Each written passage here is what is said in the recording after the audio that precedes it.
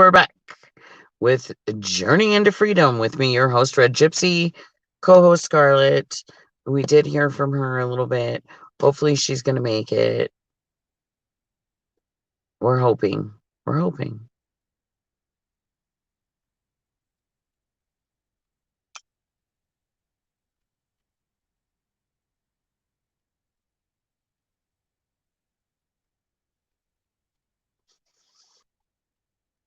Okay. And it looks like I am streaming in all of our normal places. Whoop, whoop. Thank you, Mel, for the help.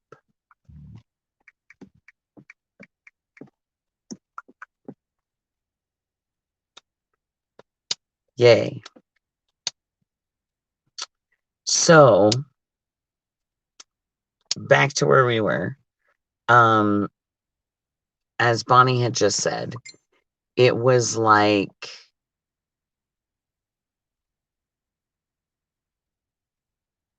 empathy from 15 feet away. And that was Bonnie's last comment.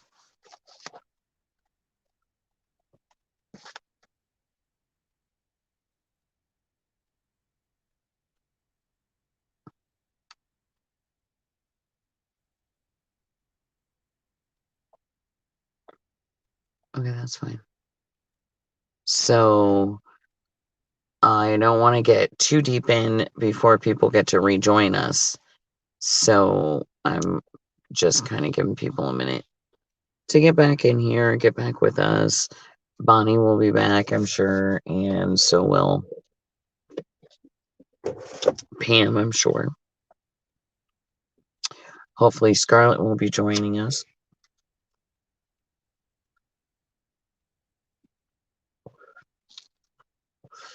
And hopefully more people, now that we were able to actually broadcast in all of our normal places again.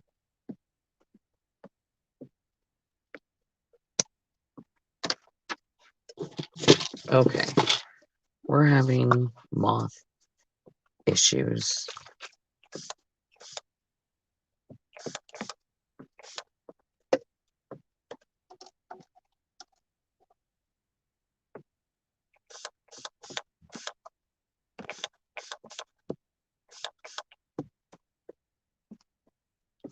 All over the place. Moths, crazy moths.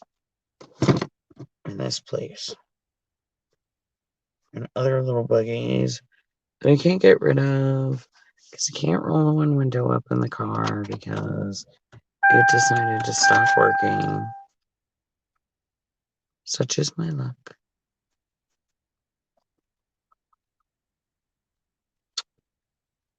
So,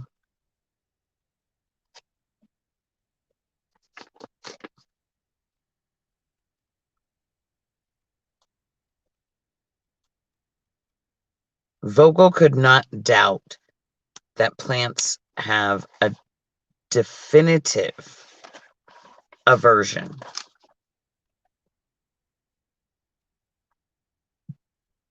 to certain humans, or more precisely, to what they are thinking. This now being truth to Vogel, now he's able to consider it possible that one day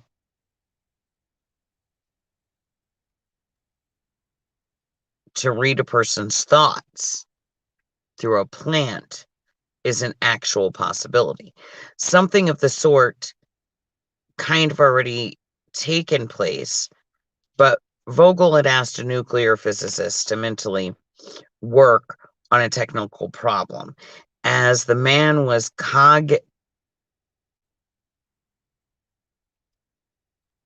congregating, Vogel's plant registered a series of tracings on the recorder for exactly 118 minutes or seconds.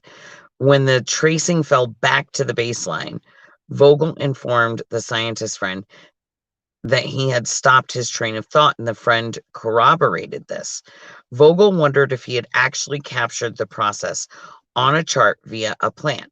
After a few minutes, he asked the physicist to think of his wife. When the physicist did so, the plant again recorded a tracing, this time for 105 seconds. It seemed to Vogel that right before him in his living room, a plant was picking up and passing on a man's mental impressions of his wife. If one could interpret such tracings, could one not know what the man was then thinking?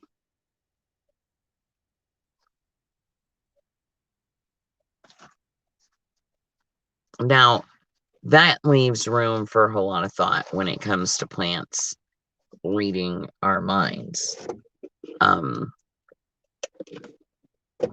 Vogel still kind of believes that the plant is just an extension of us, and Baxter believes that the plant is of its own mystery, being one distinct difference between their experimentations and things that happen.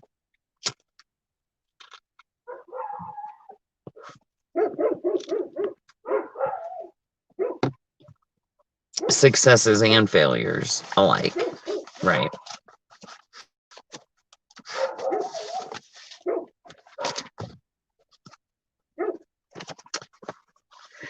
Doesn't seem like people are able to find me again. I'm wondering why.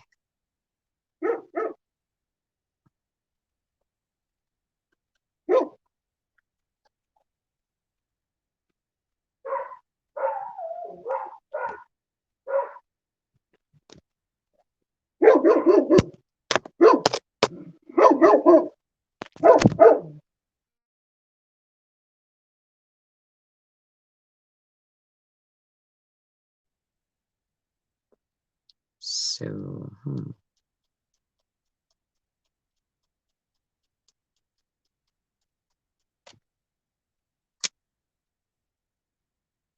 I hope it announced me on all the things. I know there's also a delay.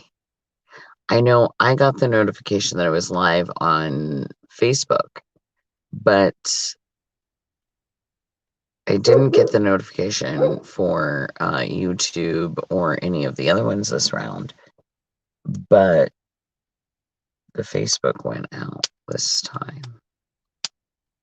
But I haven't gotten a notification that I was live on the YouTube since the first broadcast.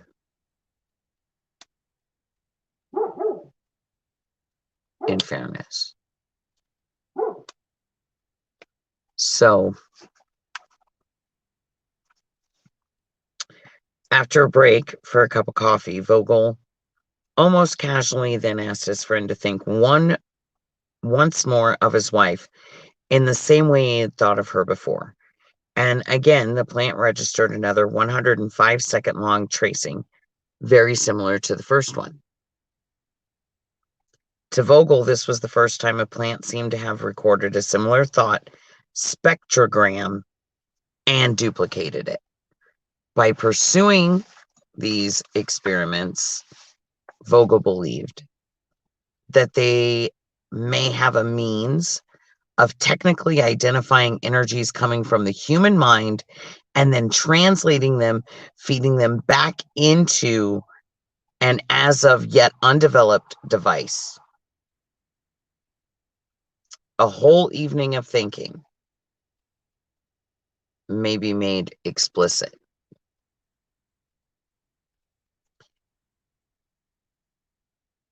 Entertaining a group of skeptic psychologists, medical doctors, and computer programmers one day at his home. Vogel let them look over his equipment for hidden devices and gimmicks, which they insisted must exist. Then he asked them to sit in a circle and talk so as to see what reactions the plant might pick up. For an hour, the group conversed on several topics, which hardly got a response from the plant. Just as they had all concluded that the whole thing was a fake, one of them said, "How about sex?" To their mutual surprise, the plant came to life. The pen recorder oscillated wildly off the chart. And this led to speculation that talking of sex could stir up in the atmosphere some sort of sexual energy, such as the orgone discovered and described by Dr. Wilhelm Reich, and that the ancient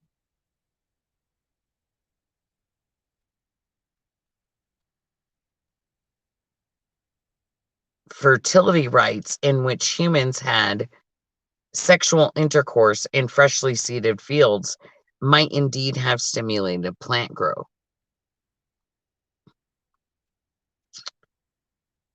The plant also responded to spooky stories told in darkened rooms lit only by red shaded candle. At certain points in a story, such as the door of the mysterious cabin in the forest began to slowly open, or suddenly there appeared around the corner a strange man with a knife in his hand, or Charles bent down and raised the lid of the coffin, the plant seemed to pay closer attention. To Vogel, this was clear evidence that the plant can in fact measure figments of the imagination being converted to energy by the group as a whole. Dr. Hal Puthoff, a physicist at Stanford Research Institute in Palo Alto, California, invited Vogel along with 5 other scientists to witness effects he was getting by hooking up a chicken egg to the electropsychometer, or e-meter, developed by L. Ron Hubbard, the founder of Scientology. The e-meter's function is almost identical to that of the psychoanalyzer, which Vogel had first used with his seminar students. Puthoff attempted to demonstrate that the egg wired to the e-meter would respond when another egg was broken.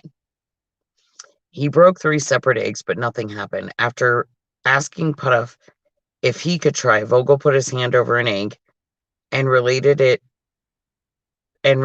to it exactly as he had learned to relate to his plant. In 1 minute, the needle on the e-meter's galvanometer dial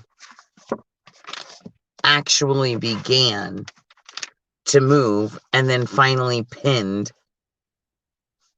Vogel backed 10 feet away and got gyrations from the needle by opening and then closing his hand. Though Puthoff and several others present tried to do the same, they all failed. The needle's movement, once thought to be affected by resistance on the skin of humans attached to electrodes, is known as galvanic skin response, or GSR. Since plants have no skin in the human sense, the term for the effect on plants has been changed to psychogalvanic response, or PGR. The PGR, says Vogel, exists not only in plants, but in all living forms. The directive action of the mind focuses this energy and on command releases the force in a series of pulses which can pass through glass, metals, and other material. And no one knows exactly what they are.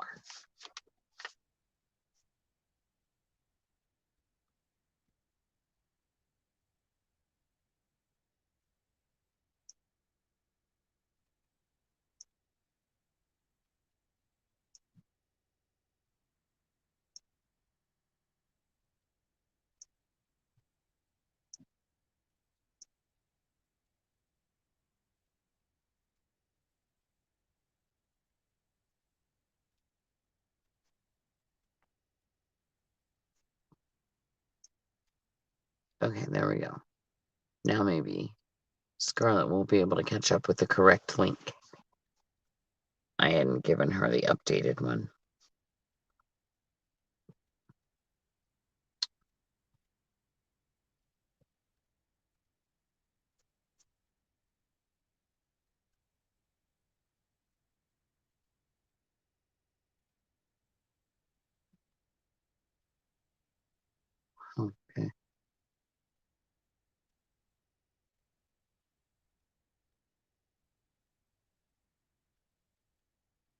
So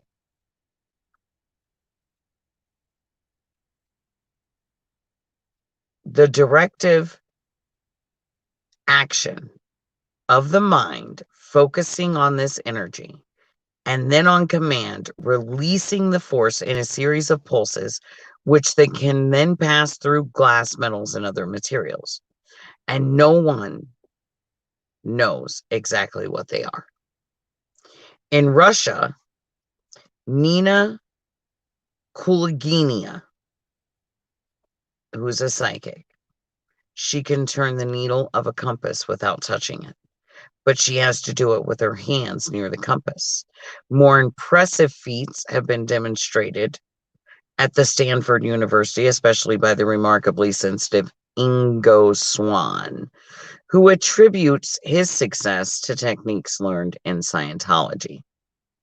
With nothing but his willpower, Swann has been able to effect a mechanism in the university's most thoroughly shielded quark chamber buried deep underground in a vault of liquid helium, impenetrable to any known wavelength of the electromagnetic spectrum, astonishing the academic physicists who watched him perform what they considered to be an impossible feat. Vogel stresses that experiments with plants can be extremely dangerous to those who do not have the ability to properly alter their state of consciousness. Focused thought, Vogel insists, can exert a tremendous effect on the body of a person in a higher mental state if he lets his emotions interfere. No one, says Vogel, who is not in a sound bodily health should ever become involved with plants or any other kind of psychic research. Though Vogel himself has not been able to prove it, he feels that a special diet of vegetables, fruits, and nuts, rich in minerals and proteins, allows the body to build the kind of energy necessary for such work. And one draws energy at high levels, he also believes, and this requires good nutrition. Asked how the higher energies, such as thought, might operate on the physical bodies of living organisms, Vogel claims he has now actually begun to speculate that on strange properties of water, like a crystallographer, he is interested in the fact that unlike most salts, which have one crystalline form, core samples of glacier ice have been more than 30 different forms. Uninitiated persons, when first looking at them, says Vogel, could conclude that they were observing as many different substances, and they would be right in their own way because water is a real mystery. Vogel makes the predictions, which he also stresses is far from established fact, that since living things all have a high water content, the vitality of a person must be in some way related to the rate of respiration. As water moves around the body and through its pores, charges are built. Vogel's first clue about his postulate on water came from the fact that some psychics have lost several pounds of body weight during sessions in which they expended vital or psychic energy. If we could weigh a person doing psychic research on a sensitive scale, suggests Vogel, we could find that there is a loss of weight in every case. It's a water loss, as it is in persons who go on crash diets.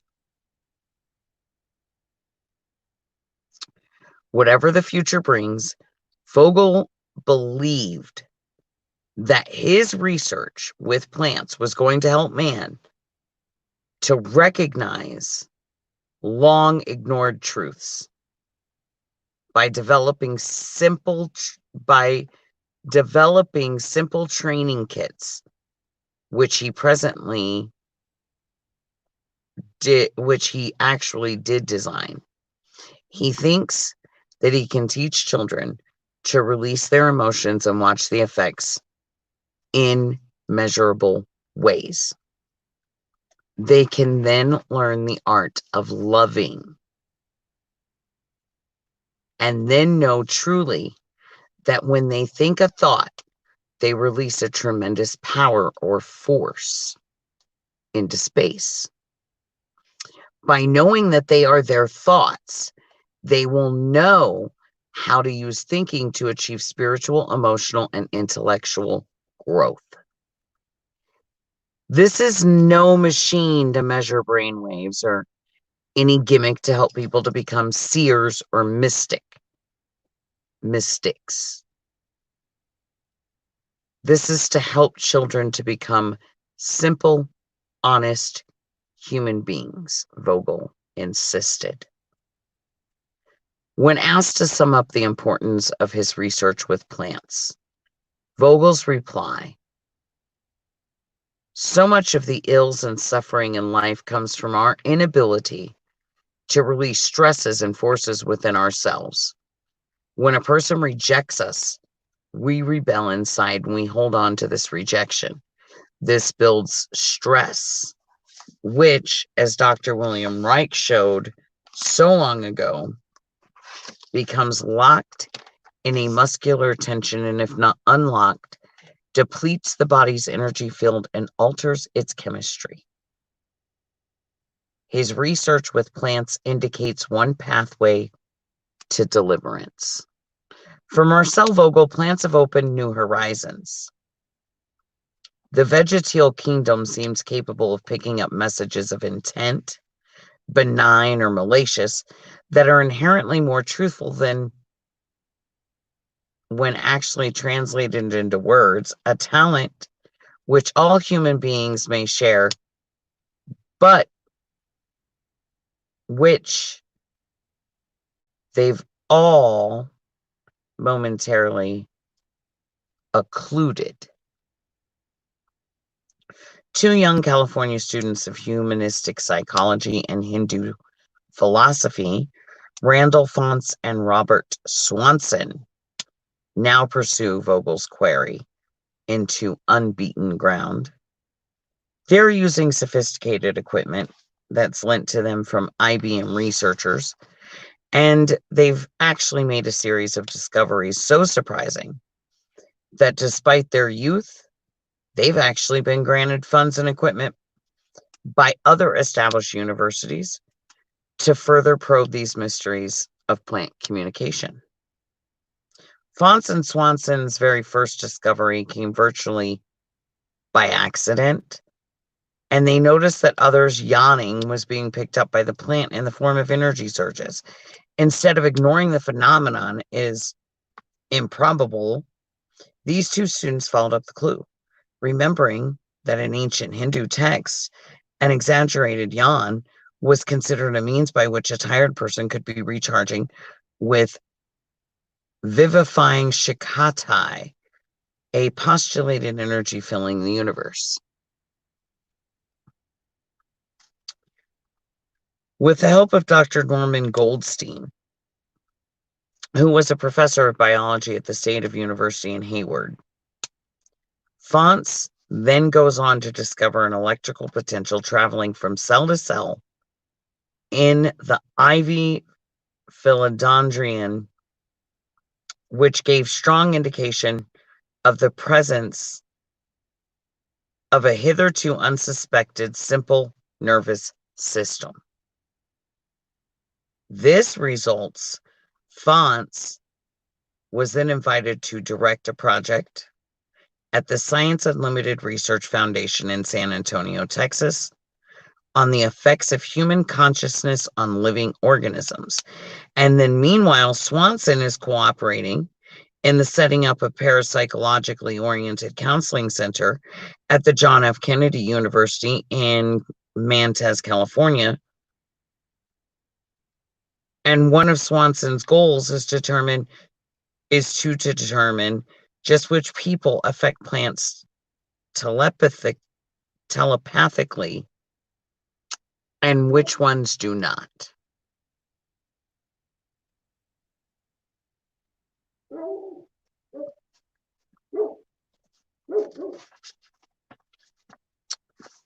Now,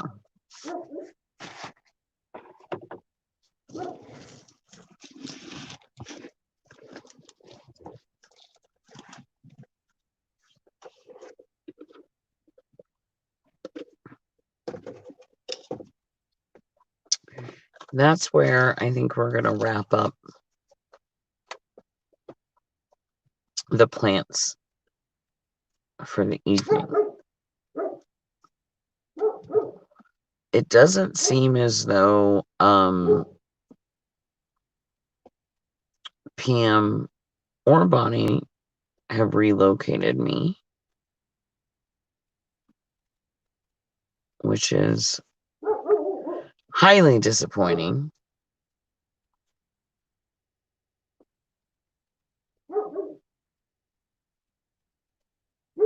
Oh, wait.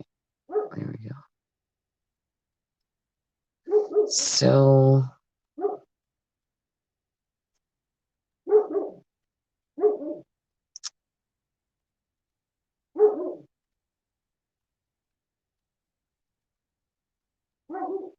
I was enjoying their input. Very, very much indeed.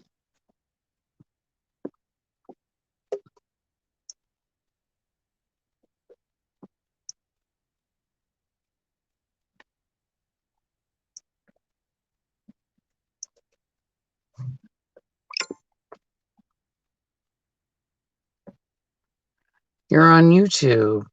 Okay, Pam. It's not showing me comments,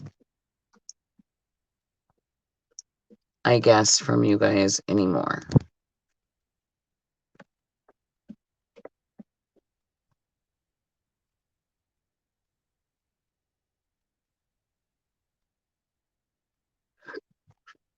It says I should be.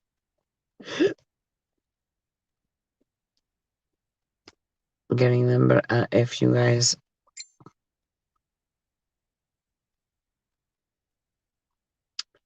My chat is...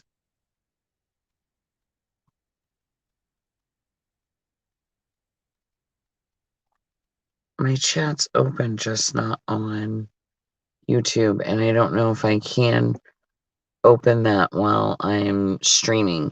Normally your comments come right to me right here. Oh, hi, Ram. I've been missing all of the goodness. I'm so saddened by this. Let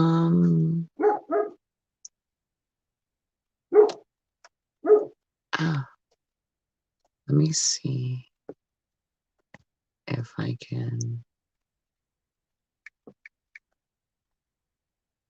YouTube.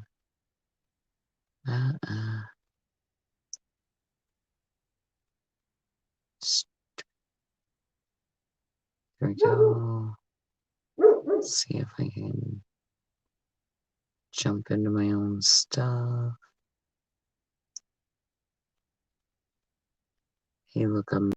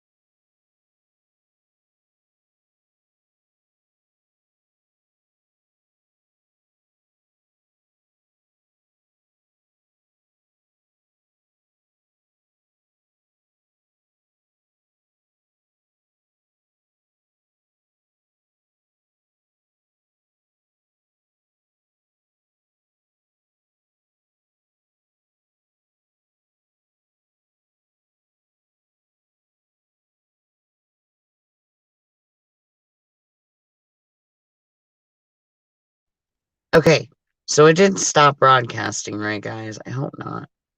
When I went over there. Better not have.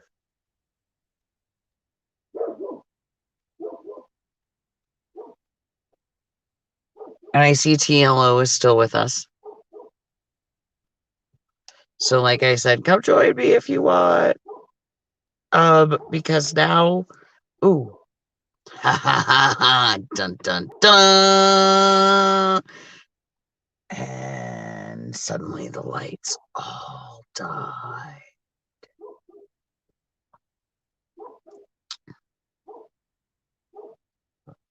And all you see is the slight scratch. Oh, you know what? I remember this. Oh, watch. Look at that, y'all. Look at that, y'all. Just have to turn up my light on my camera or on my phone, and it lights me up. Freaking spectacular.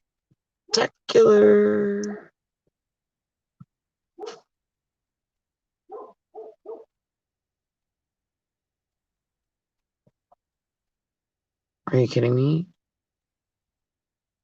No way.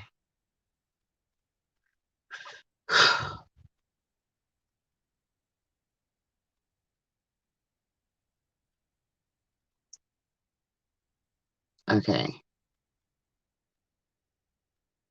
Yes, I know. That's hilarious that Sherman answers my dog. That's so funny to me. I love it. I love it, guys. So do you guys want to keep going a little bit with a little bit more plant stuff? Because you seem like you're really pretty into it. And I got plenty of time. So, I mean, I'm not, in a rush or anything. We can definitely do some more talk on the plants.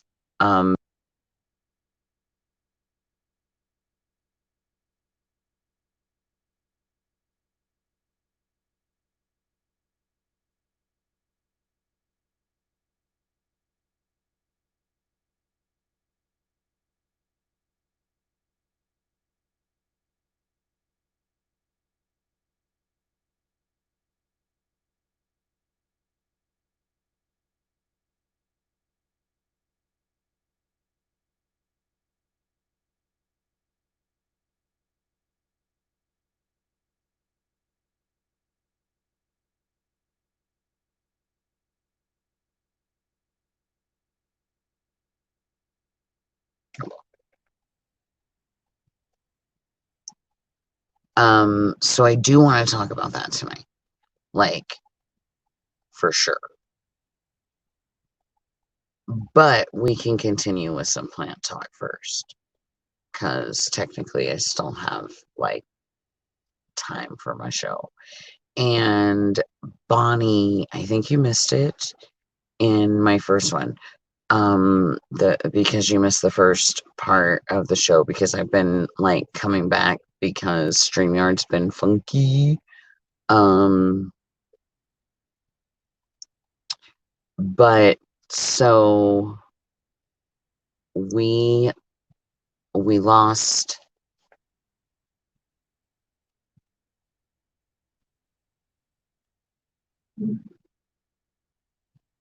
Oh, I'm good. I'm more than good.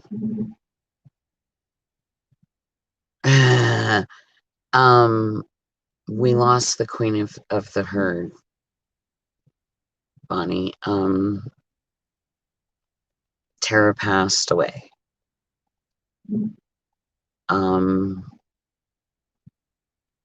Yes, it is, Pam. It 1, 2, it's 3 or 4. Yeah,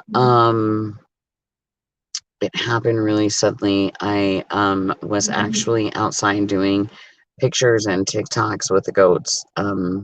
Tara's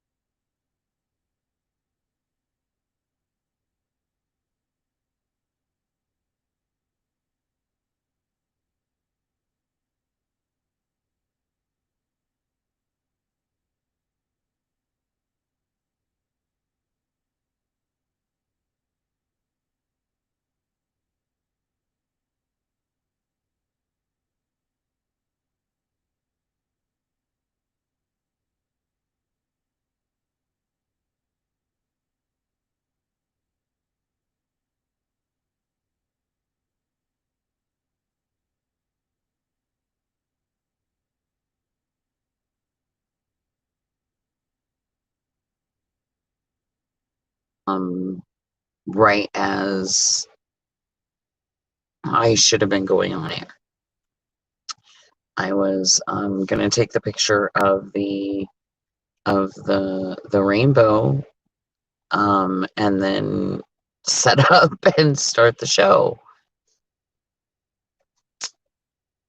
Couldn't do that. And then my oldest, the shepherd, decided that we weren't going to waste her, that she would never want that. So we spent the rest of the evening butchering her out and getting her wrapped up, put in the freezer, and distributed out to some friends and neighbors. And so she fed about 3 families. Sad, but she continued on, and we're going to miss her every day. Every day. Meanwhile, the herd's trying to figure out who's in charge. And right now, the littlest one is running the herd again, which is the newest baby that Tara dropped. Juno, the little doe she had this year, seems to be dominating everyone, or they're allowing it. Either way, that's seemingly who's in charge. Thanks, Pam. It is hard.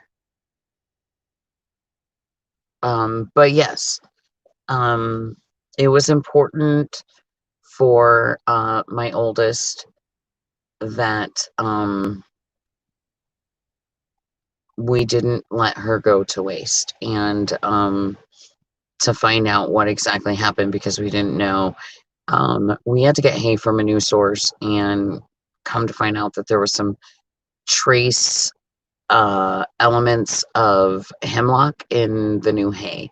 And so we believe that the traces weren't enough to actually kill a goat right out, but built up over time, the toxicity could easily take them out.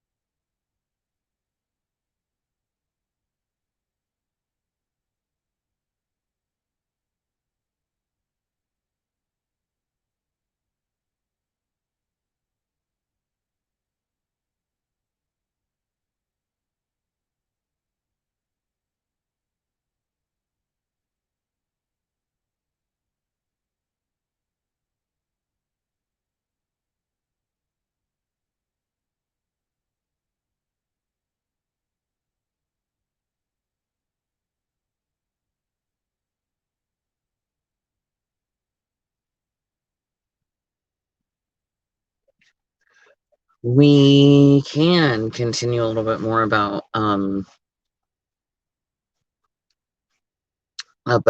plants, and we're going to go to West Paterson, New Jersey now, and do a probe into the mysteries of plant communication with an electronic specialist who happened to hear Baxter's interview on a radio program that was hosted by Long John Nebel, an assiduous investigator of ESP and of the phenomenon of remote hypnotism.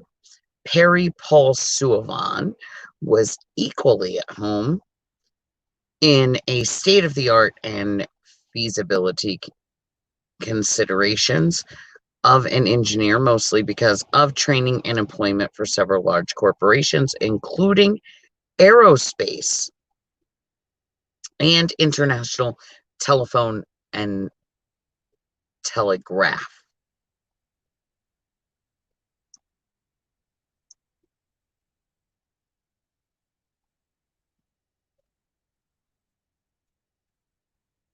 It was indeed very sad, Bonnie.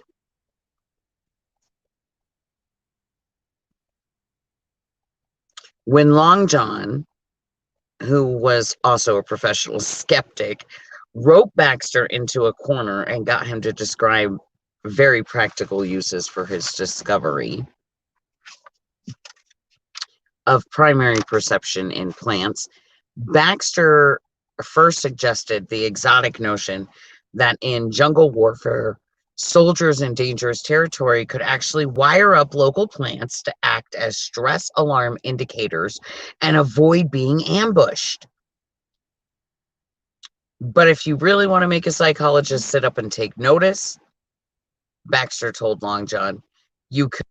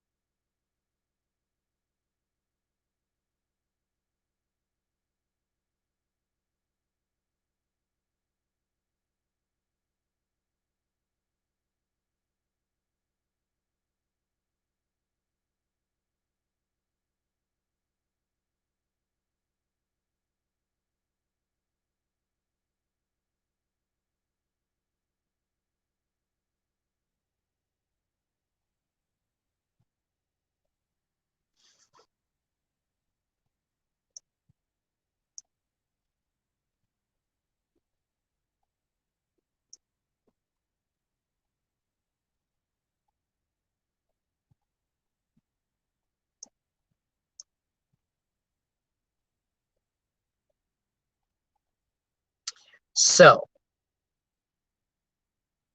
he then claims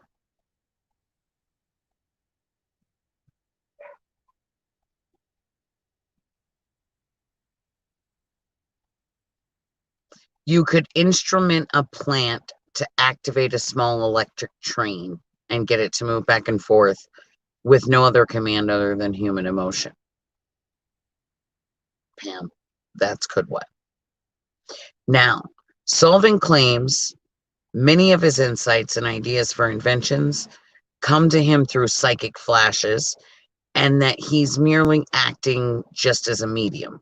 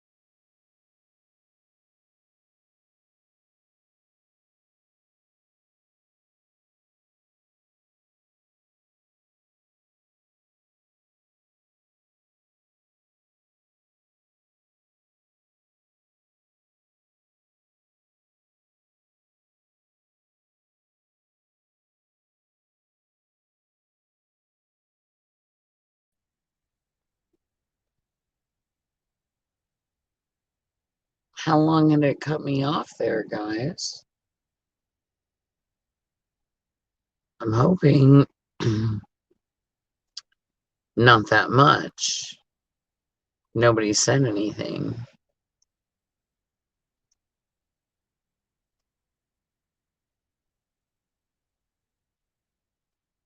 Oh, TLO, that's not good. Stay safe and let me know. Let us know. If you need a walking buddy, call in. Talk to us on your walk. Stay safe. Be safe.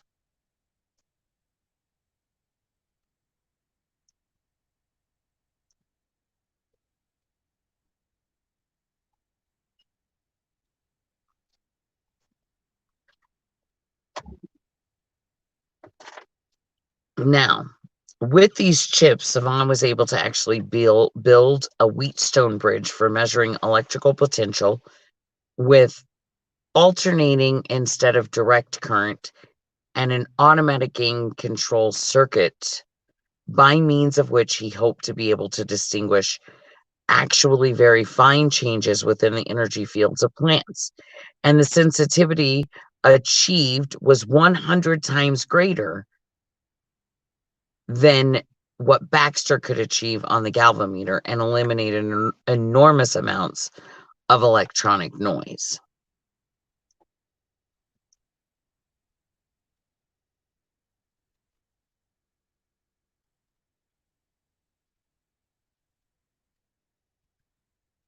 Wow, 4 minutes. That's crap. So you guys missed a lot then. I was wondering why nobody was saying anything.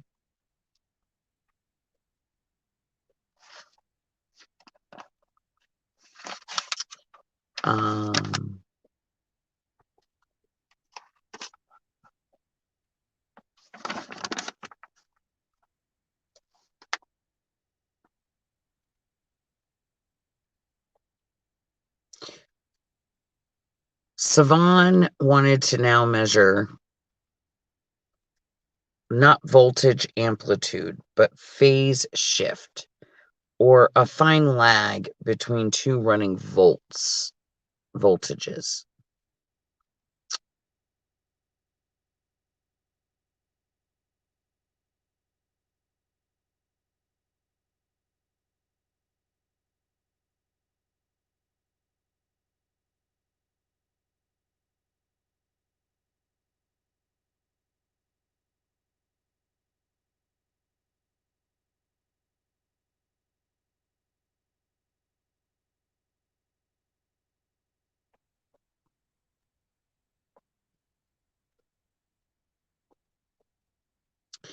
As soon as this device was functioning, Savant went about monitoring plants around the clock, and he caught the tiniest nuisances of phase shift with a figure 8 of light whose loop changed shape as the current from a plant varied, making patterns much like the fluttering of the wings of a butterfly.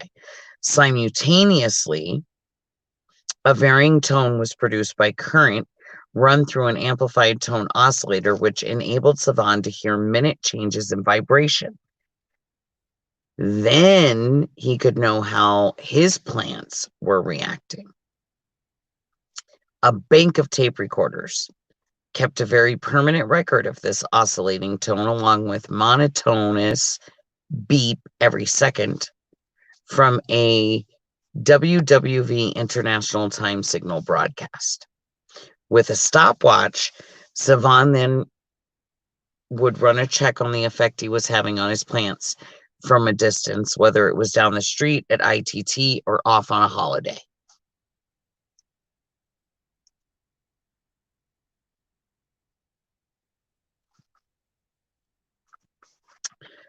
Some of Savant's Merlin equipment now came into its own. Very specifically, and especially, a very complex system of automatic phone answering and recording devices. For years, Savant had been carrying on a moonlighting operation, for various specialized magazines under various pseudonyms while retaining his regular job.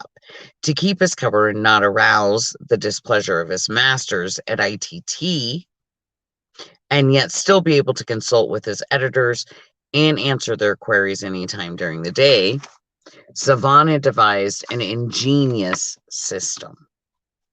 By means of a small radio transmitter strapped to his leg and battery of automated and pre-programmed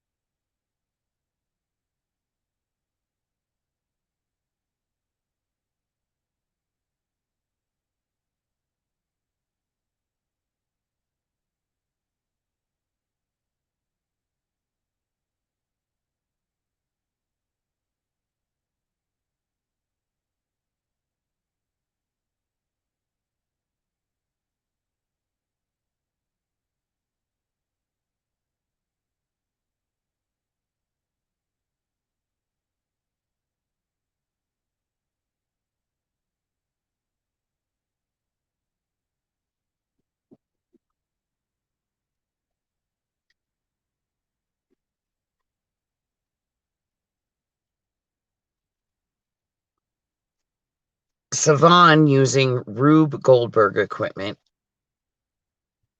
admired for remote controlled communication with his plants. He could call his own number and speak to his plants directly. He could monitor the tones of their response via the amplified audio oscillator, and from wherever he might be, he could also control the light, the color, the temperature, or recording of equipment in his quarters. When electroding his plants, Savan gradually realized that, like Vogel, he could obtain the best results from plants with which he established a very special mental rapport. This he accomplished by putting himself into a light trance, wishing the plant well, tenderly touching and washing its leaves, until he could feel his own energy emanating and entering and interplaying with those of the plant.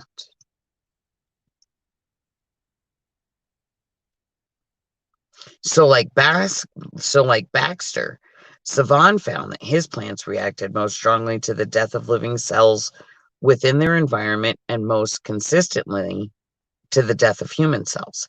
He also found, in the course of his various experiments, that the simplest signal he could transmit to his plants extrasensorily, to which they would respond with a sharp enough reaction,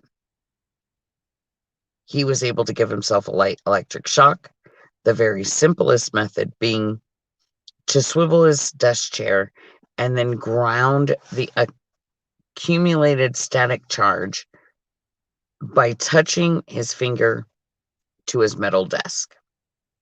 His plants, several miles away, would react with an instant surge, just as with the train experiment.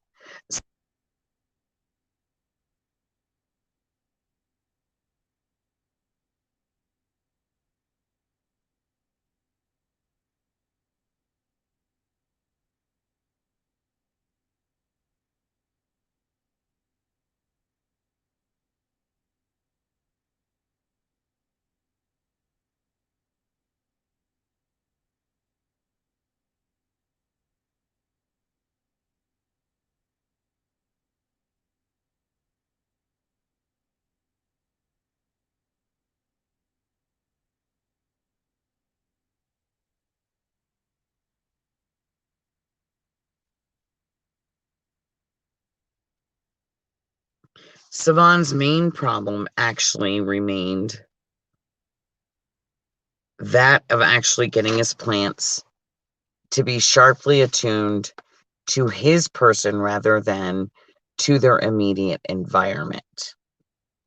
When he was away for several days, he had to devise some means of attracting their attention even more effectively than addressing them over the long distance phone. As his plants reacted most strongly to any damage done to himself or any part of his own energy field, he experimented with remotely killing a few cells of his body in the presence of the plants. The system worked admirably. The next problem was that he had to obtain cells that would remain alive for protracted periods. So blood actually ended up working well enough. Hair, difficult to kill. Sperm worked best of all because, as Savan explained, it's easier to obtain than bleeding and much less painful. The experiments led Savan to wonder if plants might not react just as well to emotions of pleasure and joy as to pain and shock. Not only was he tired of shocking himself, he was afraid that repeated shocks to his plants, even indirect ones, might be unpleasantly loading his karma. Savan soon found that his plants did actually react to joy and pleasure, but with a wave pattern that's not sharp enough to trigger a switch reliably. Undaunted, he decided on a more daring experiment.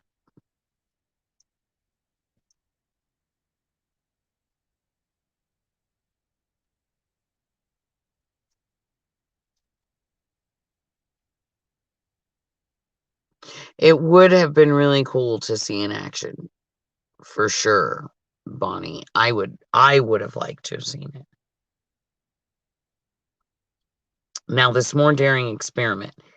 During a holiday with his girlfriend at his lakeside cottage, he established that his plants 80 miles away would react with very high peaks on the tone oscillator to the acute pleasure of sexual climax, going right off the top at the moment of orgasm, all of which was very interesting and could be turned into a commercially marketable device for jealous wives to monitor their philandering philandering husbands by means of potted begonia. But it was not yet conducive to a simple foolproof.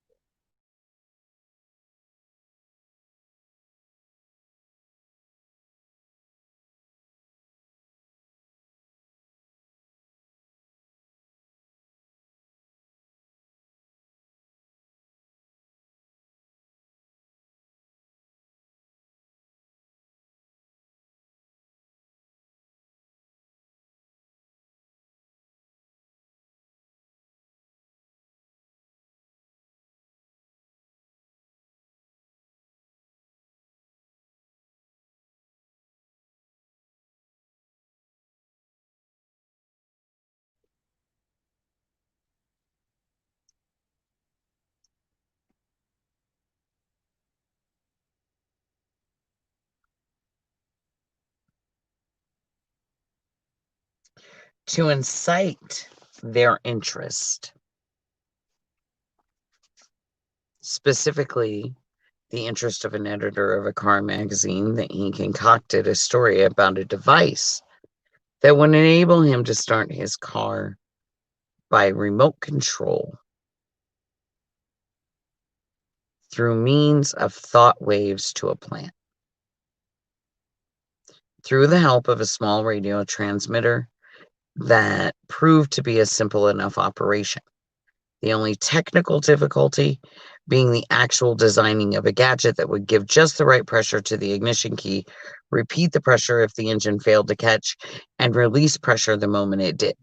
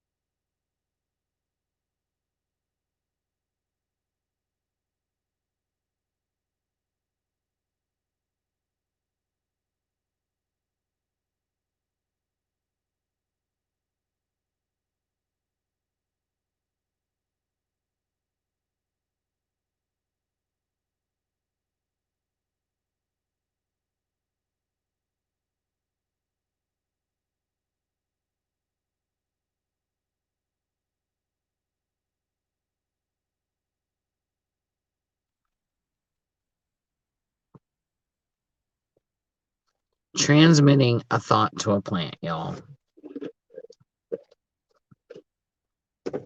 Now, in the sensitivity of plants, he saw a means of detecting a potential hijacker at an airport before such a criminal could board a plane and endanger passengers. He made a suggestion of Operation Skyjack. Oh, yeah, it gets real, y'all. The government doesn't do these things. Listen up.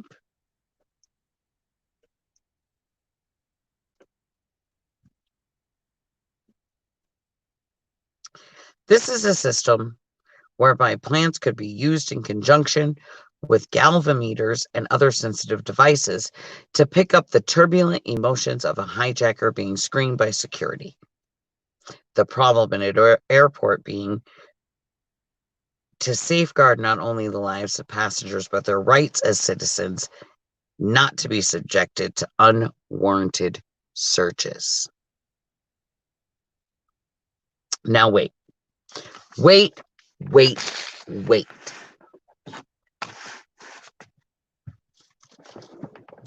They said the problem with his research being that he cannot basically invade your freaking privacy, right?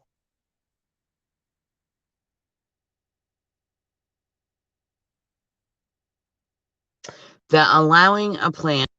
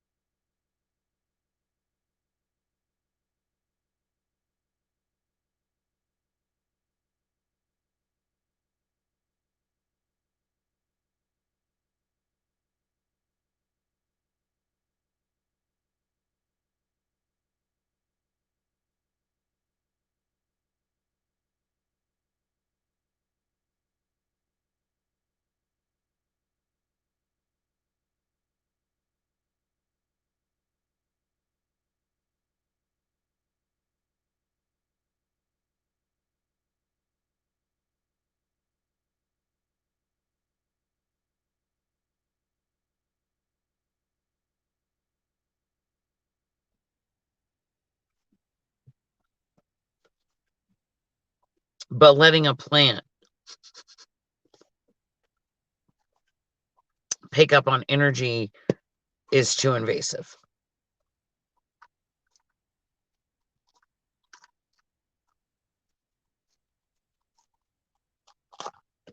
What did they take his device and create?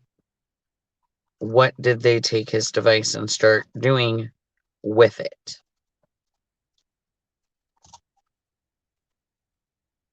That's what I want to know. Okay? Seriously. For real. Because this could be some real dangerous shit. Like, not even joking, y'all.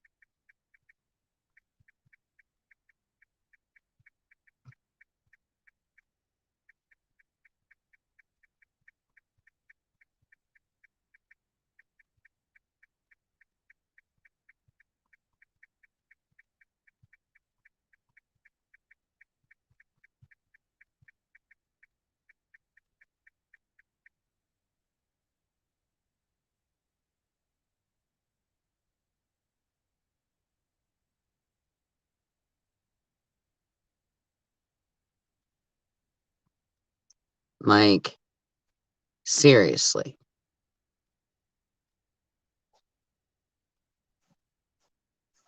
Yeah, right? Like you said, the alphabet agencies. For real, though. You know they scooped that shit right up. They were like hungry hippos with that shit. Tell you right now. Okay, so let's continue and see how much like hungry hippos they were, right? So, already the United States Army had taken an interest in this project.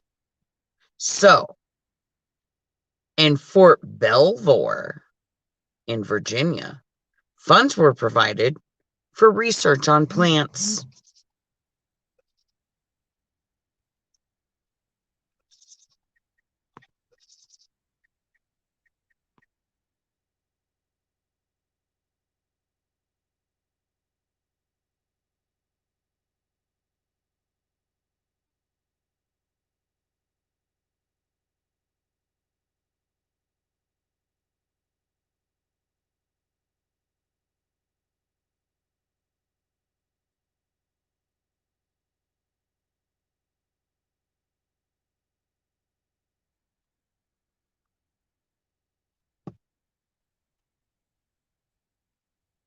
The Army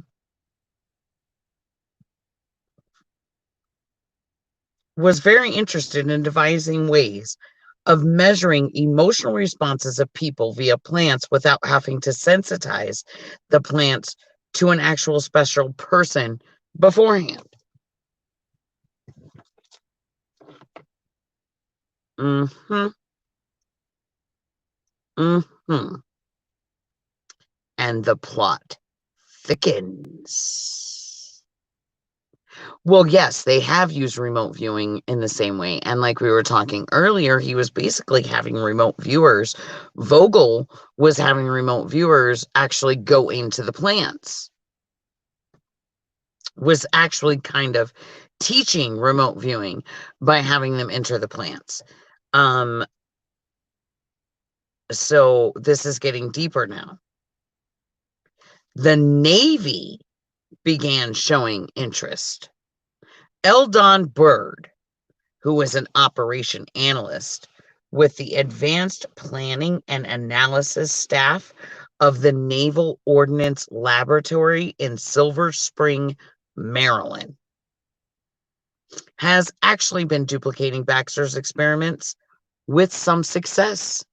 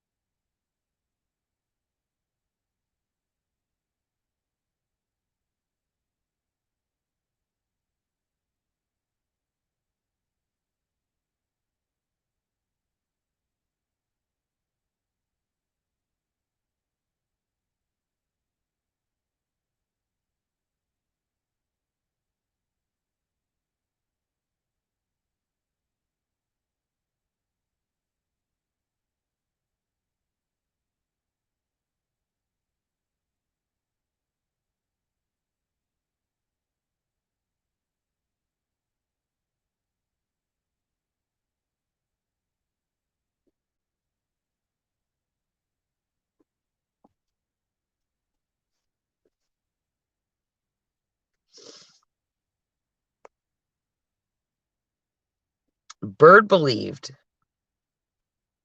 that voltage change in cells is what we actually measured on the mechanism of consciousness, which causes the change in potential.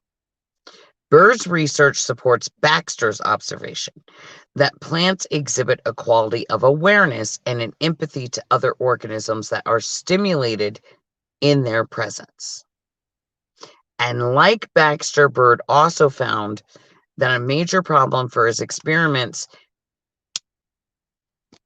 is that the plants have the tendency to faint under excess stress, suddenly ceasing to respond even to the most basic stimuli, such as light and heat. Baxter and Savan, just like Baxter and Savan, Bird was able to demonstrate on television a plant's reaction to various stimuli, including his intent to burn it. On actual camera, Bird got a plant to respond to his shaking a spider in a pillbox. The plant responded with about a second's delay, and the response continuing as long as a minute, and he got a strong reaction when cutting the leaf from another plant.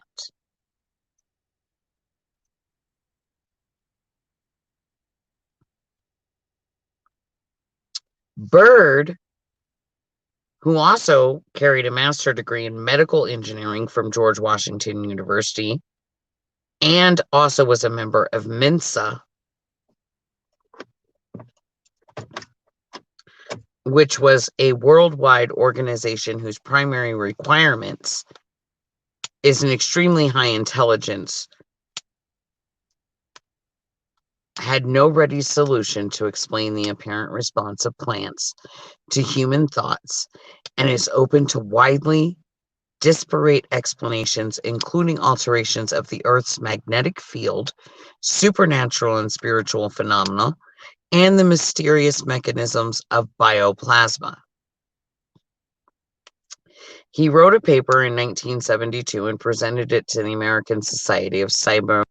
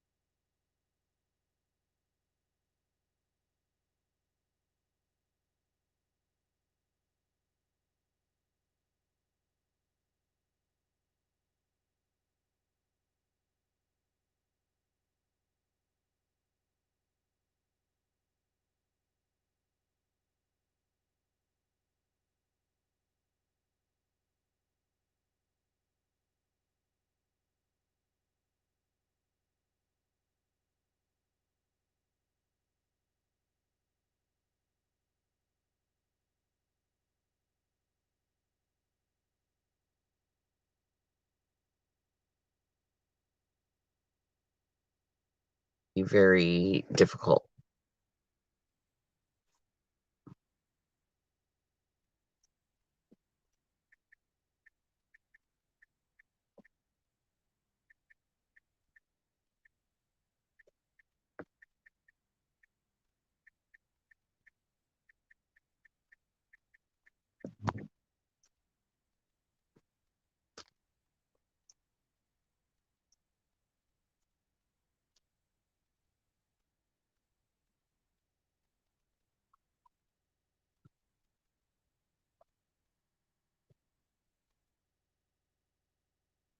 So Bird began to set up an experiment to instrument the tiny leaves of a Mimosa pudicea, which are very sensitive, that they actually collapse when touched. He started this in May of 1973. Bird believed that by using a thin wire, barely touching a mimosa leaf, that he could pick up through a very special amplifier minute changes in voltages or resistance. Also available to Bird is one of the world's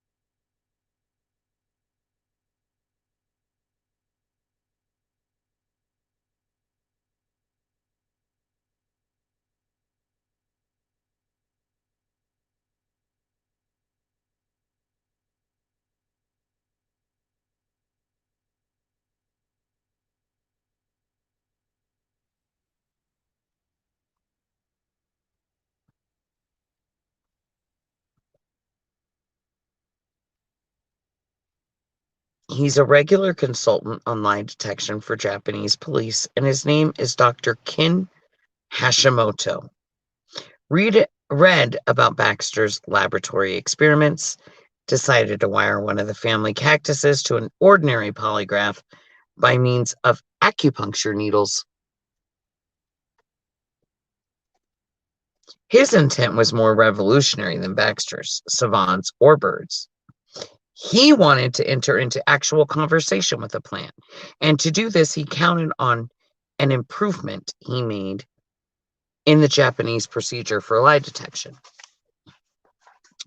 To simplify and make less expensive the process of police interrogation, Dr. Hashimoto developed a system similar to Decatur's, whereby nothing more than a cassette tape is needed to record the reactions of a suspect.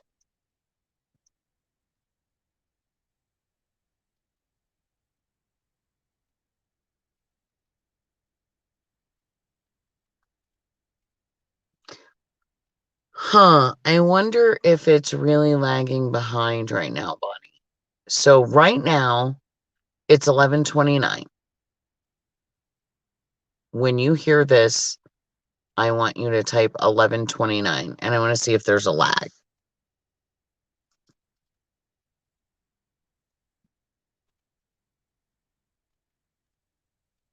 And how far that lag actually might be.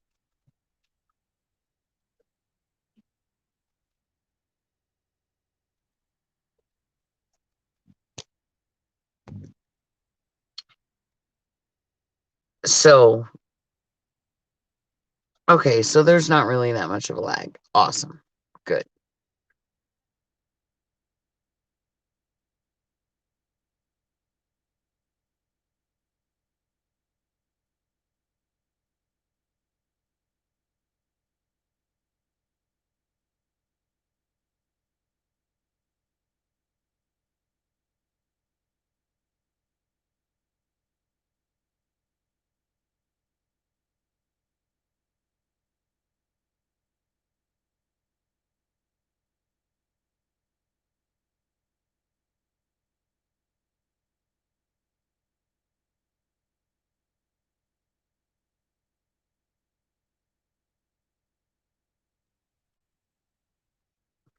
It shouldn't be cutting out at all.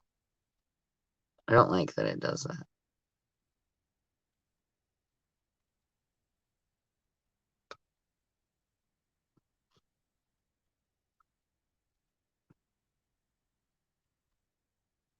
His first experiment with the cactus, similar to the giant sargo of California in the Arizona desert, but much smaller, were actually a failure. Loathing to conclude that either Baxter's reports on his own equipment was defective, Hashimoto's decided that it might be he who was having trouble communicating with the plant, despite the fact that he is one of Japan's leading researchers into psychic phenomena. His wife, on the other hand, who absolutely loved plants and is absolutely renowned for her green thumb, soon got sensational results.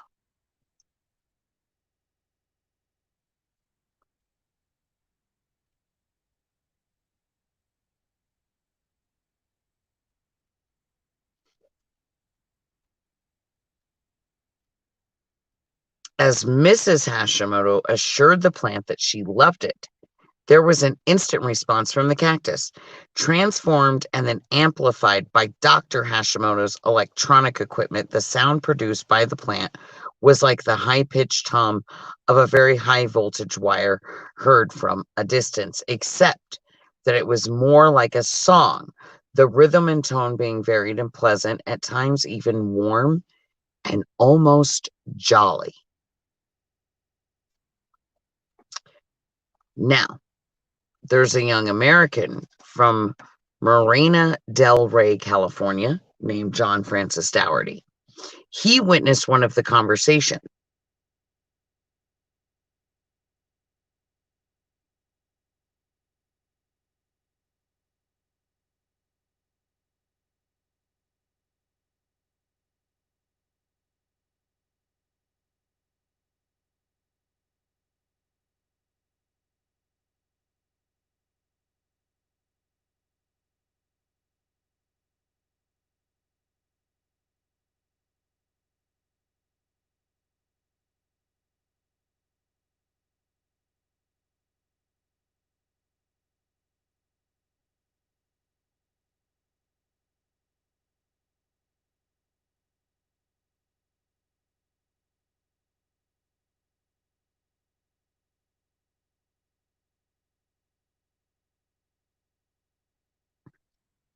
So,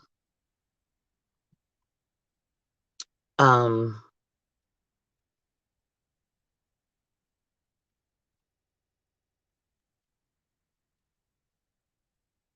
answer the question for, say, what's 2 plus 2, the plant would respond with sounds, which transcribe back into inked tracings and produced 4 distinct and conjoined peaks.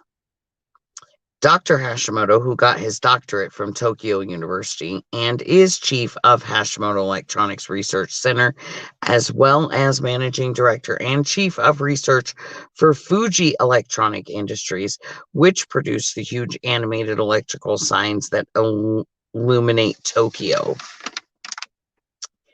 has also been able to demonstrate adding capacity of his cactus to audiences all over Japan.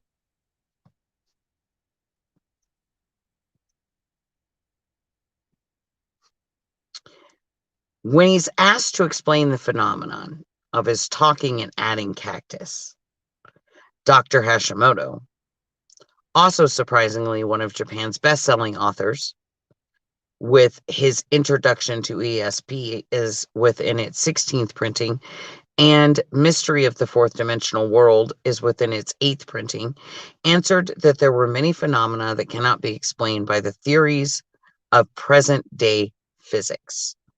He believed that there was a world beyond the present three-dimensional world defined by physics, that this three-dimensional world merely is a shadow of a fourth-dimensional non-material world. He further believed that the fourth-dimensional world controlled the three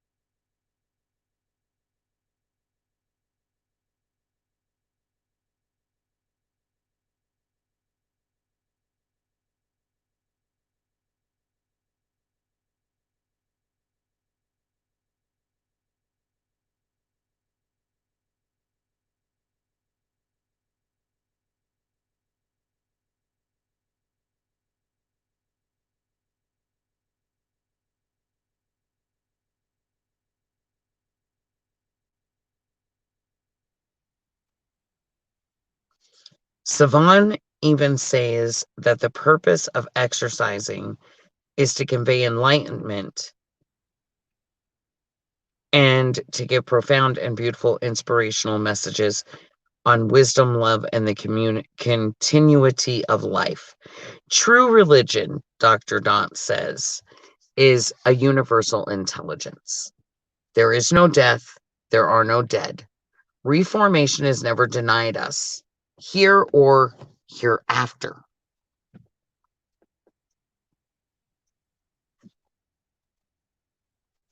The trumpet system, Savan says, is more unusual than that of the oracle at Delphi or of the talking statues at the innate priests of ancient Egypt.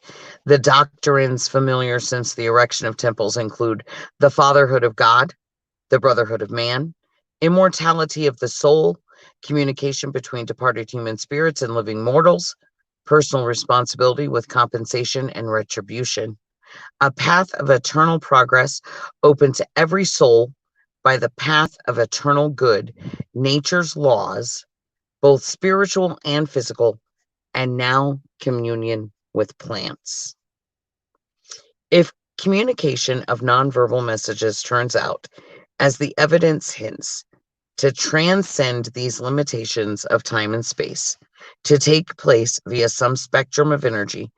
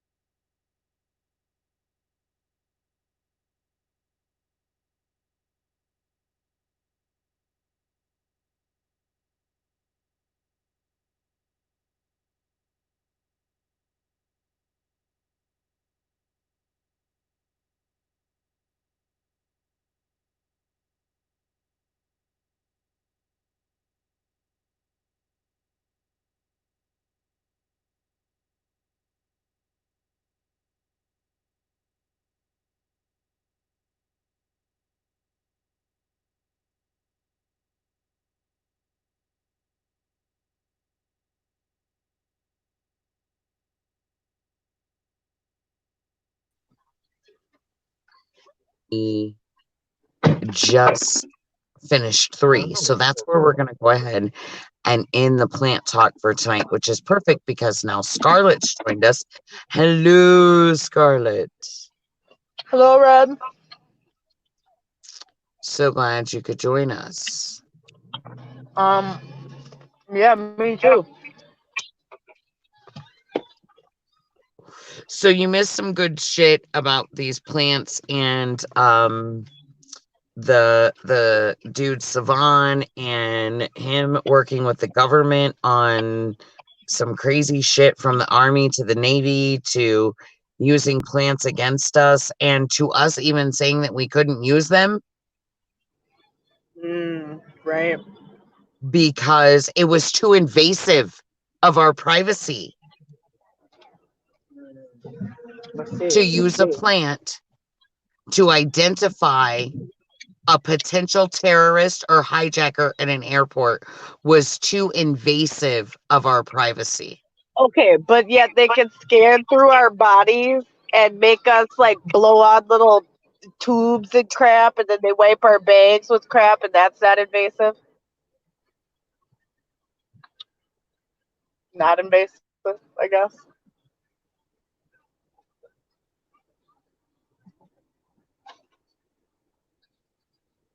What just happened?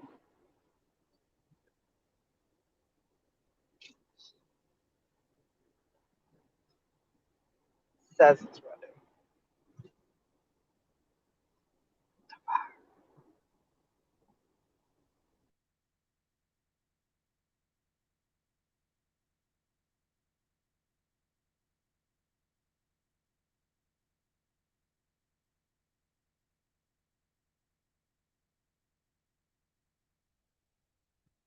Oh, we lost her. Shoot. She'll be back. Yep, see, there she is. Okay. Yeah, it totally cut me off because they didn't like that. Yeah, okay, so repeat it because I had just said since 1973. Right. And so, but yet they can check our bags and wipe it with those little claws and do full body scanners and all that, and that's not invasive. Right, but using a plant to recognize an energetic field of someone who could potentially be a terrorist and or hijacker was too invasive, according to the United States of America. Well, we know that America doesn't exist anymore. That's what I just said earlier. Just saying. Just saying. So,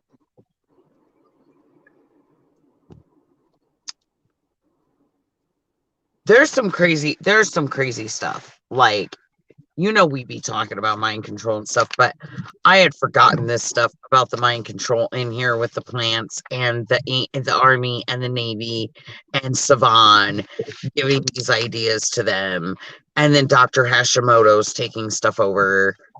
Right. What in the absolute hell, child? I swear to God. Did you scared again? Is that what just happened? Chicken.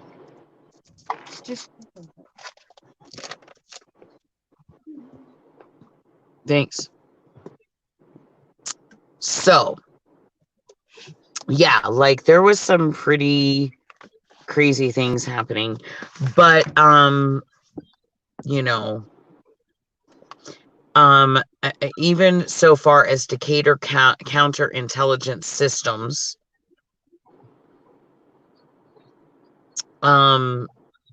it's just Byrd got involved, you know, and just like took stuff over and really started doing stuff. But I mean, there was even an actual Operation Skyjack. We need to look into that one. Okay.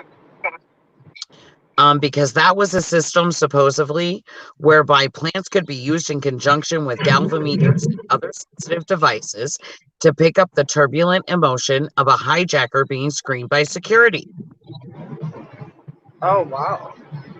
However, the problem was that in order to safeguard lives of passengers but rights as citizens to not be subjected to unwarranted searches.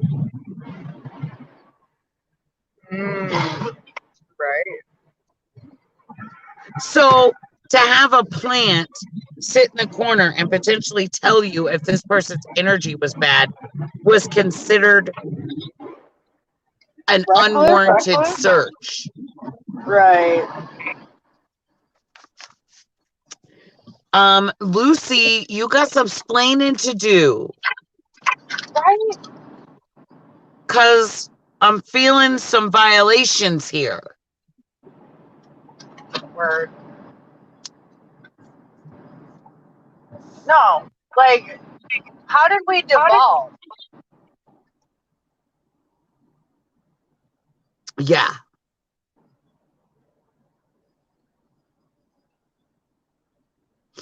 Yeah, have the dog sniff us. They can do all that, but they can't, like, yeah.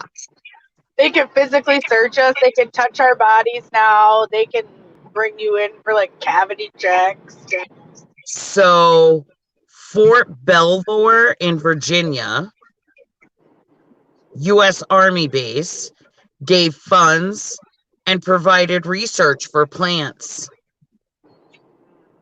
They were interested in devising ways of measuring emotional responses of people via plant without having to sensitize plant to the person beforehand.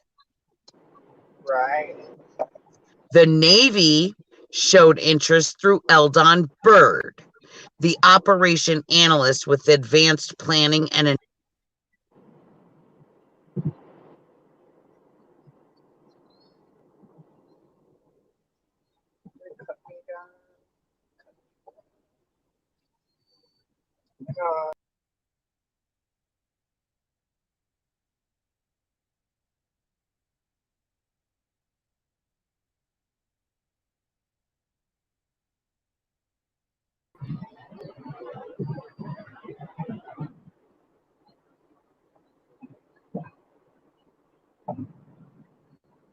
Did it cut red then? Yeah. No, I'm here. I'm here. Okay, good. Okay. Electrical and electronic engineers. Right. He found that by merely thinking of harming a plant leaf, it was possible to make a polygraph needle jump. He experimented monitoring plants' reaction to stimuli from water, infrared, ultraviolet, fire, physical stress, and dismemberment. Right. He believes that it's not electrical resistance in the leaf causing an effect, but a change in biopotential in cells from outside to inside membrane. Okay.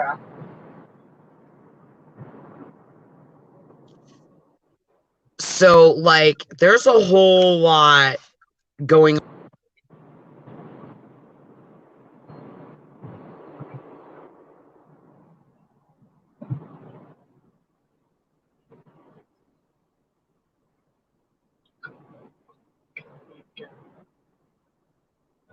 There is a lot going on. And it keeps cutting.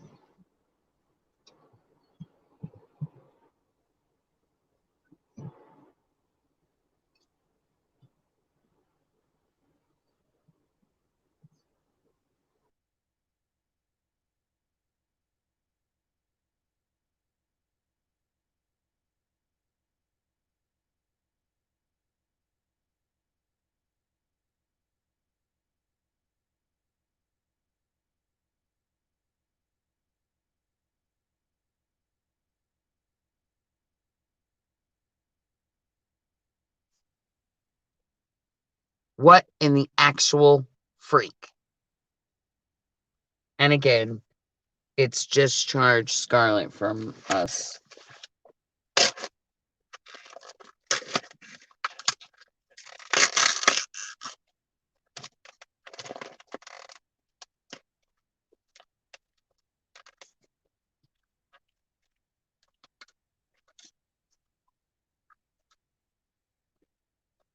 Mm-hmm.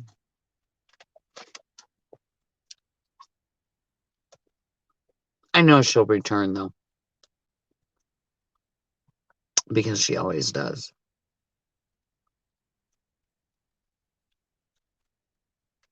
See, it's her little BB thing, which probably means she's going to be right back.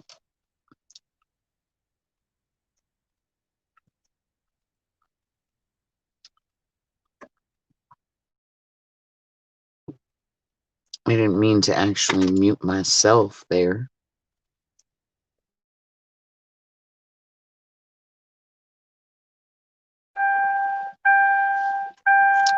Beeping, beeping, beeping, beeping. That was my car, though. I have to, like, run it every so often so the battery doesn't die from having the light on.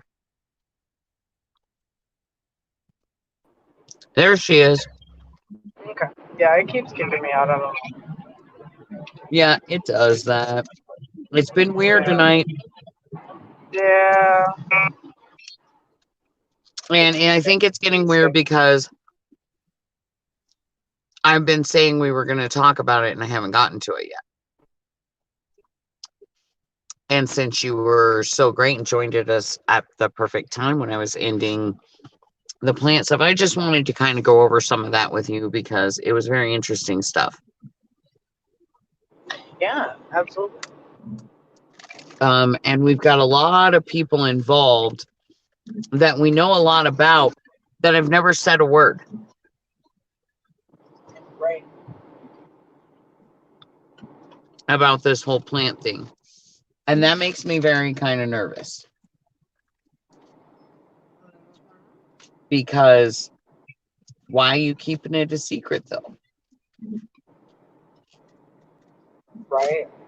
Usually that means because you doing some shady ass shit. And then fast forward now to all the shit going on right now. What's going on?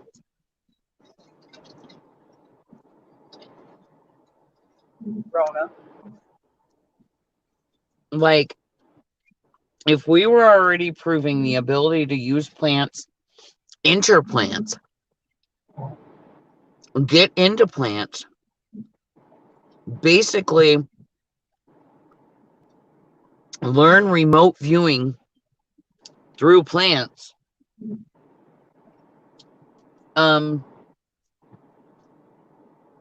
What have they done?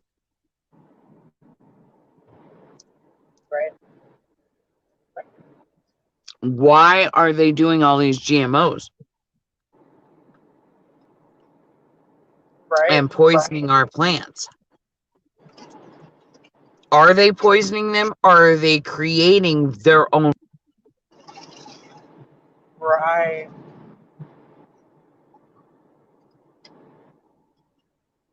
That's a good point.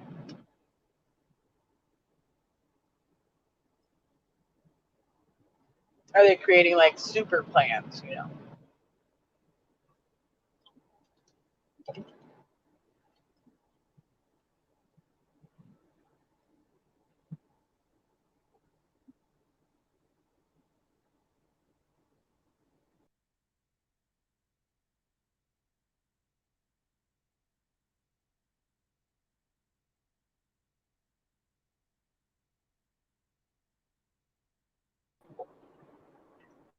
I'm back.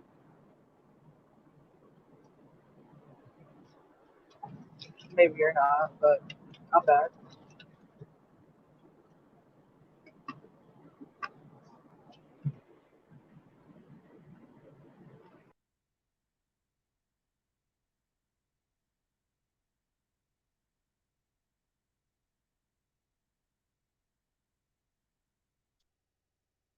God, it keeps dropping her. That's awful.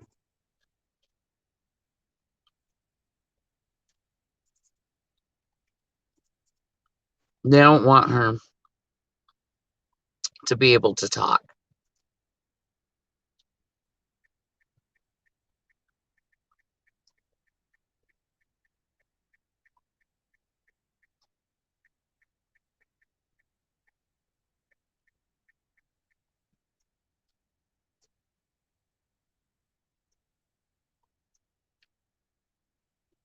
So,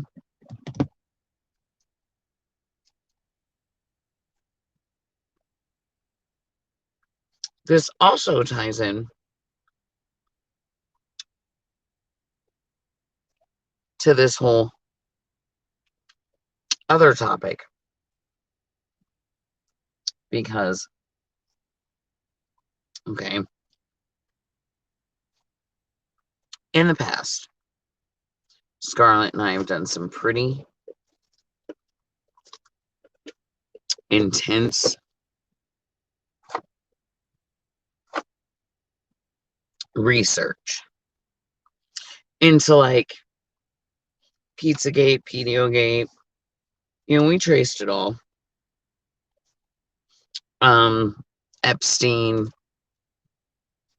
followed all that super close.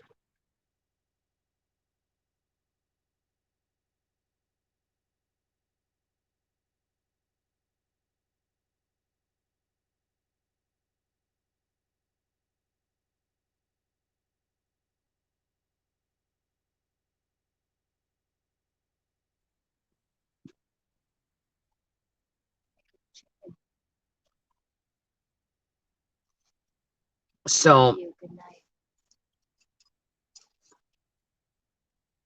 Epstein, we're gonna actually talk about him more next week.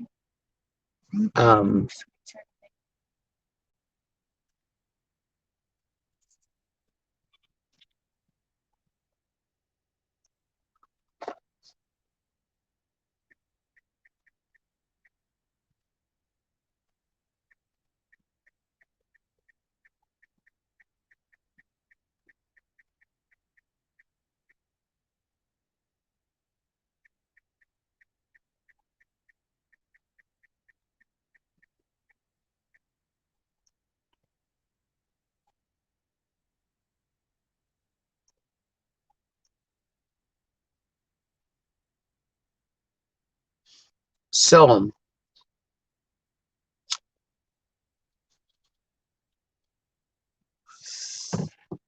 I've been watching, and I did finish it, but I need to go back through and really like pay attention to some things.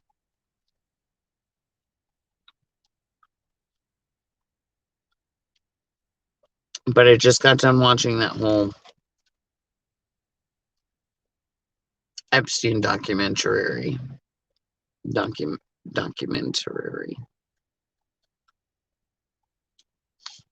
on Netflix.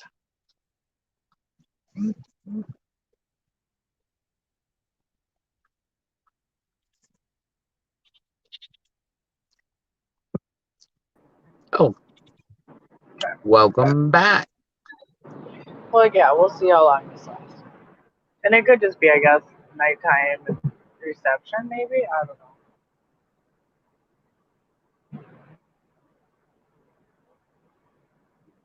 Wow. Not even. Yes, you are. Yeah, I know. But it's Okay. like shit. Okay, continue. Well, so I was just explaining, we've done a whole lot of research into Pizzagate, Pediogate, Epstein. We followed That that was real kind of our close. thing for a while around the election. Yes. You know, especially when the WikiLeaks came out. We were on Yes. top of it. Okay. Now I've been watching the Epstein thing, and like I said, I finished it, the documentary on Netflix. That man was found guilty so many times. So many times.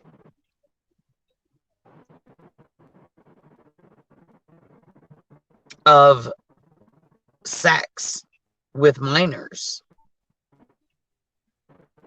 And yet walked away scot-free. Scot-free. Right.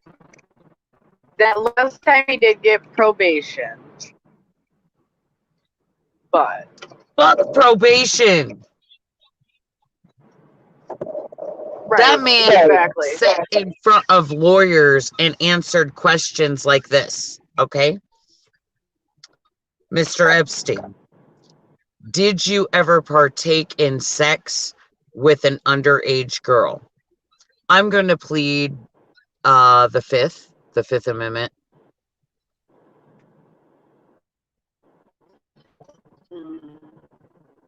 Okay, Mr. Epstein, have you ever solicited someone under the age of 18? Same response. Right.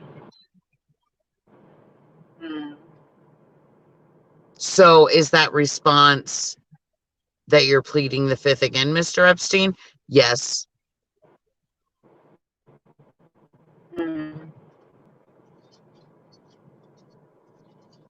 You know, Mr. Epstein. You might as well just say, I'm guilty. Mr. Epstein, have you ever trafficked anyone under the age of 18 to any other person? I'm going to have to go with the same answer as the other two. Right. Wow. Again, for the record, Mr. Epstein, is that you're pleading the Fifth? Pleading the Fifth, right. You know, yes. You know, Mr. Epstein, have you ever raped a child? Anyone under the age of 18? Right. I'm going to have to plead the Fourth and Fifth. Wow, self-incrimination and the Fifth. Illegal search and seizure.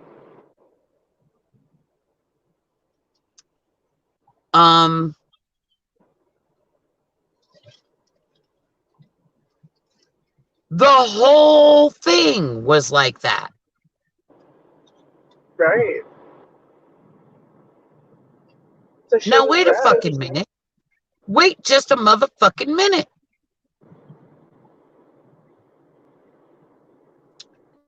You're saying that you're not going to say shit because you don't want to incriminate yourself? Right. When we are talking about children, I don't think you get that motherfucking option, bitch. Right? But they gave it to him. They fucking Multiple did times. repetitive amounts of times.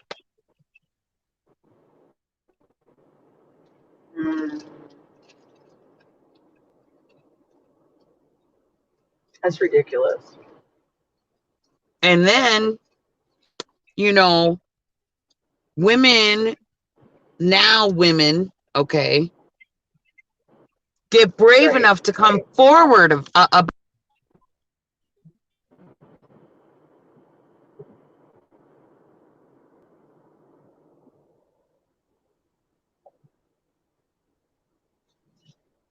Right.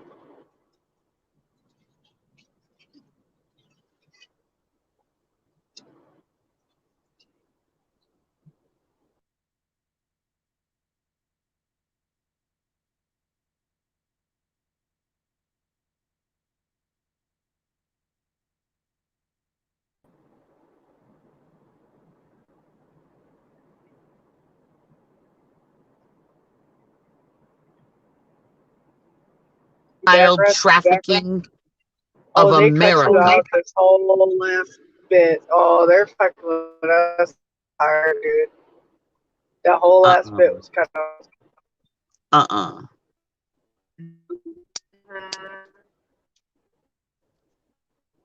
Bullshit. Yeah, they're playing games. Bullshit? It is bullshit. They be fucking with me. Because they don't want this to be told. Because, see, their little house of cards is falling down quick. Oh, yeah. That's the problem. Okay. Because there were a lot of names dropped. And these girls are calling themselves Epstein survivors, Scarlett. Wow. What in the actual child trafficking of America is happening right now? Right. Because if he has all this money, power, and privilege and prestige, what else is happening? And they drop some big names. Big. Right. And they're like, no, I was trafficked to them. Like by Epstein. Right. And then they Epstein's arrested. They're all excited like this last time, like we all were. So fucking excited. Oh my God, the whole ring's about to come down.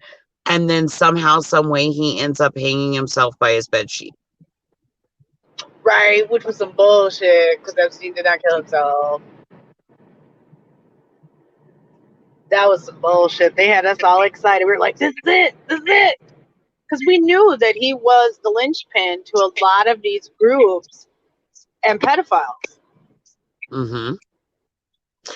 That we could show did you know that they found cameras?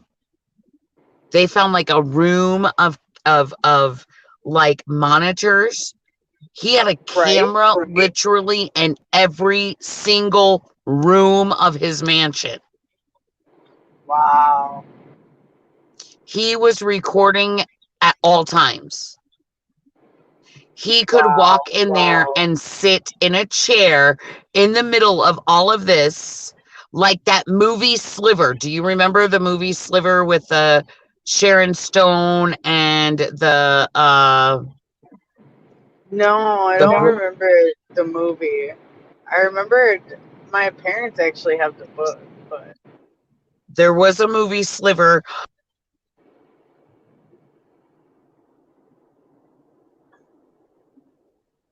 Damn it, they're gonna cut you out again, G. Come back. You're on bullshit tonight. What? Seems serious. They cut you out again. Okay. So it was a movie about a man that bought an apartment building and installed Right. cameras in like all of the apartments in different places of the apartment, and then had a hidden place within his own place where he Oh, could to watch go it and from. watch all of these people in their Right. homes. Right. They basically found a whole room like that in Epstein's mansion. Mm.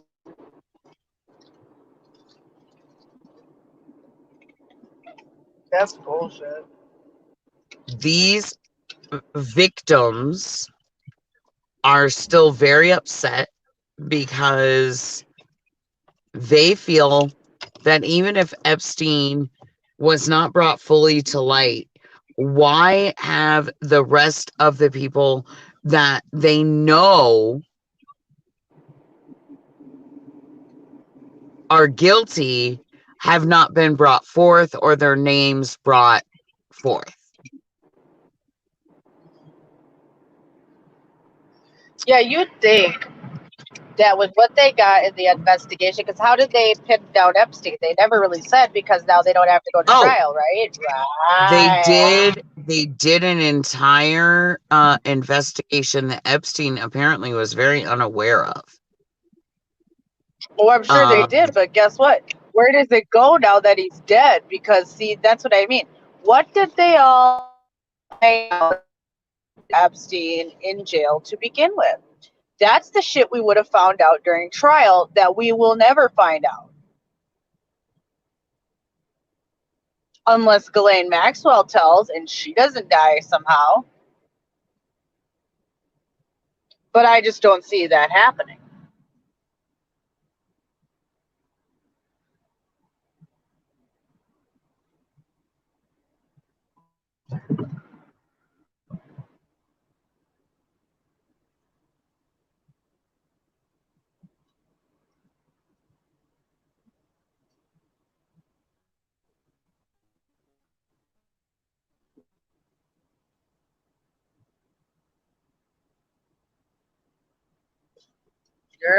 They're bullshit. Okay, so all of these survivors claim that Gillian was right there, a part of all of it. Sometimes Right, even more so, sometimes even more so than Epstein himself. This is what I've also heard.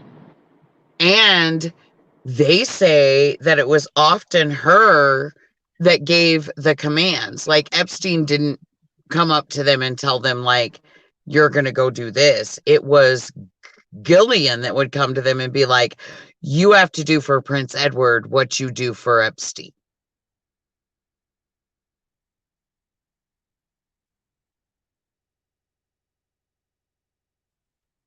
Not even Epstein making them do it so much as Gillian.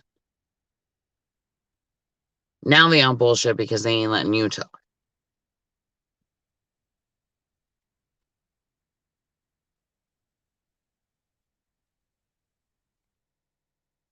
Bullock.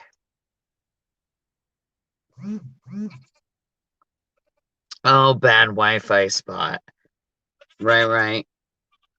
I get you and you join us back when you get in the groove. Back in the groove. She'll get back with us. Because she's driving. Well, she's not driving.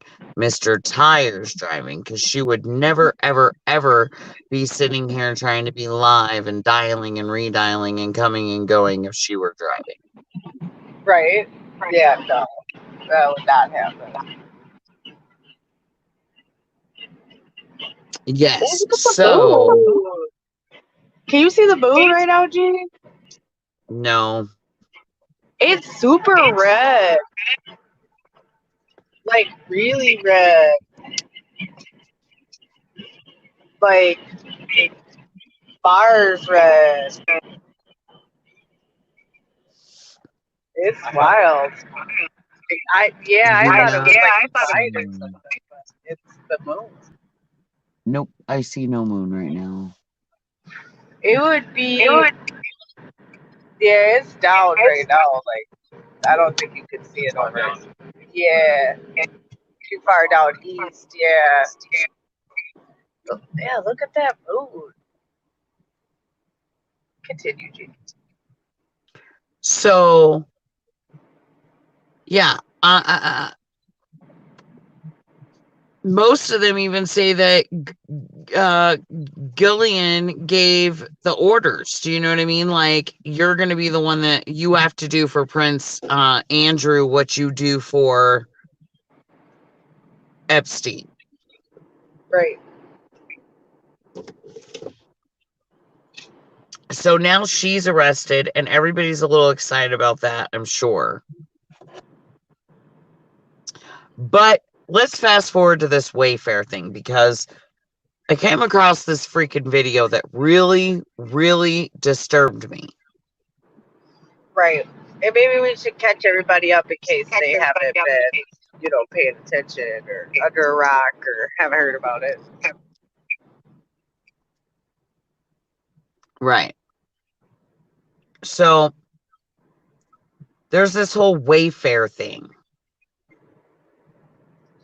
where Wayfair is claiming that it was like just an accident or whatever, but there was a lot of things. Well, let's start out at the beginning. There was like a researcher, kind of like us, who was out there just looking into some stuff, right? And found this anomaly with the Wayfair products. Mm-hmm. And then went on Twitter to tell everybody about it. Right. And then it kind of went viral. Right. So let's start there. Right. And then Wayfair just kind of claims it's like some sort of freak accident. Pretty much. Like a billing thing, right? Isn't that what they tried to say?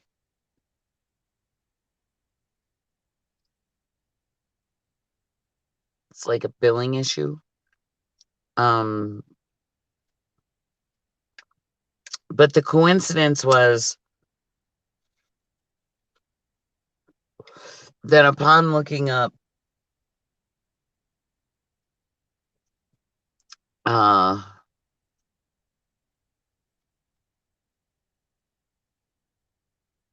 missing girls,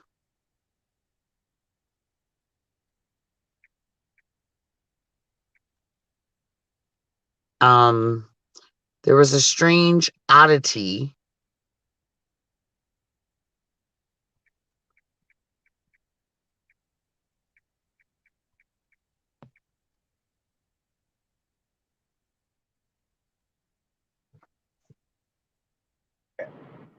But there is a strange oddity.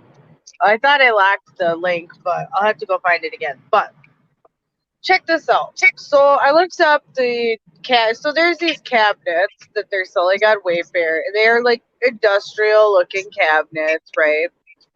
And at first I was like, people were like, oh well, they're just overpriced on Wayfair. Other people are selling these same cabinets too, right? So I go and I'm like, well, who makes these cabinets? And it's a company called WFX. Okay. I look up the company. Who owns the patents? Wayfair. So they're trying to say that this is like a third party misrepresented item, but it's their fucking item. Like their item that they make. So I'm having a hard time with them saying like, oh, it's a billing, it's a internet issue, it's somebody who put the prices out did something wrong. This is your product. This isn't a product you sell for someone else under another brand. This is your store, quote unquote, brand.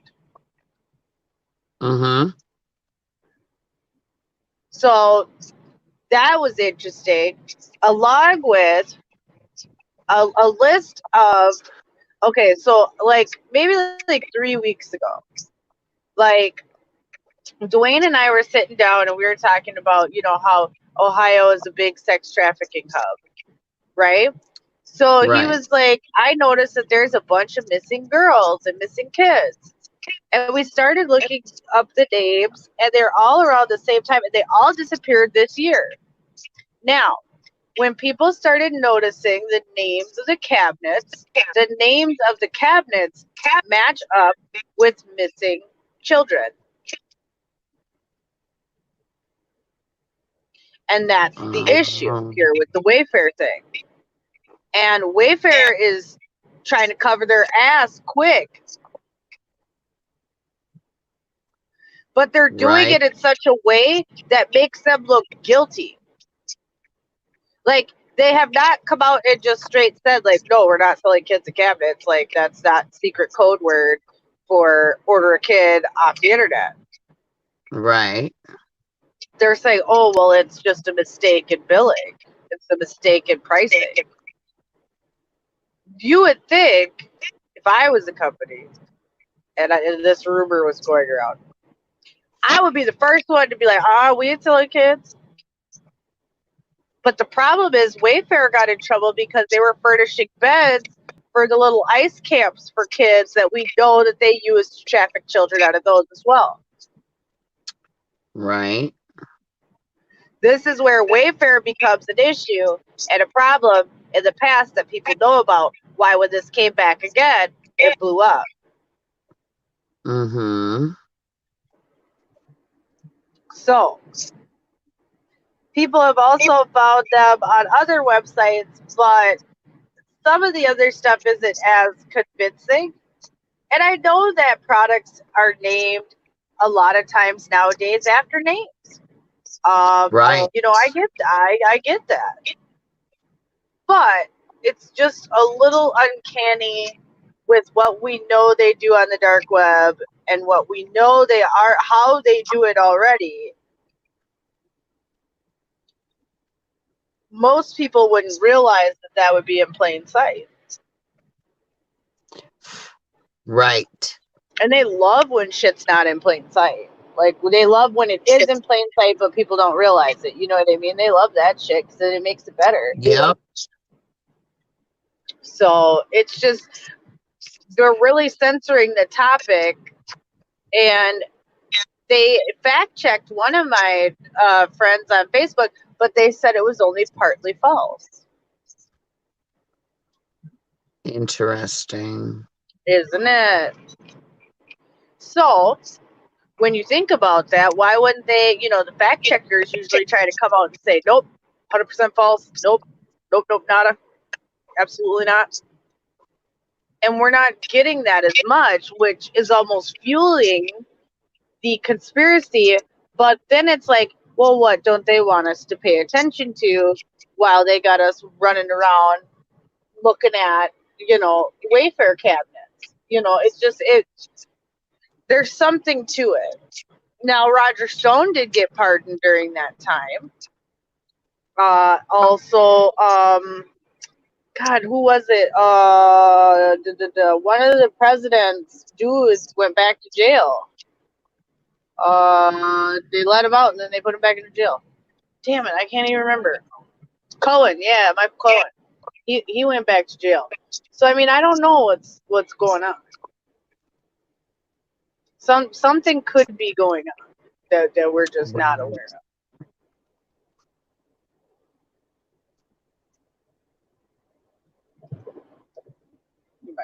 Right.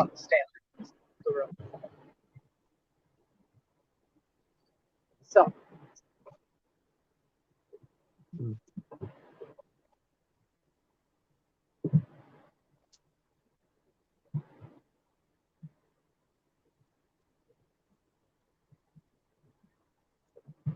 I don't know. Something just isn't right.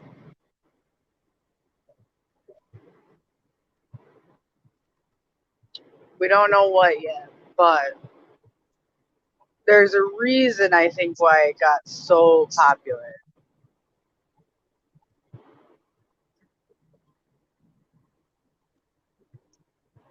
That's just my thinking. Right.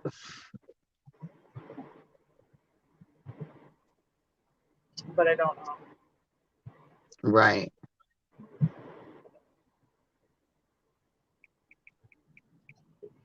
But there's something going on, and we know this happens, and so somebody's going to have to answer and not just act like, oh well, we know nothing. It's really not anything. Don't pay attention to it. Nothing's going on. Right. Because the point is, regardless, let's say it's not even an iota of truth. We know kids are still being trafficked in this way. Live art. Right. Right. Live art. So it's like, don't play us for fools. We know kids are being sold. Right. So that's just something that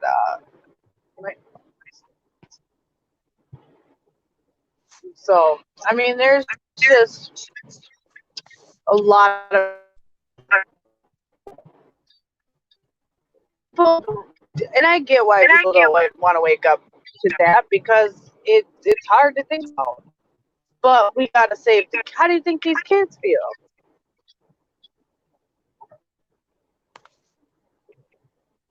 You know, I get it makes you uncomfortable for a little while as an adult, but what about the children? Right. How uncomfortable are they? Right. And no one's thinking about that. You know, and I'm sure it's been worse since the virus, you know, for all types of children. Can only imagine. So, just asking. Okay.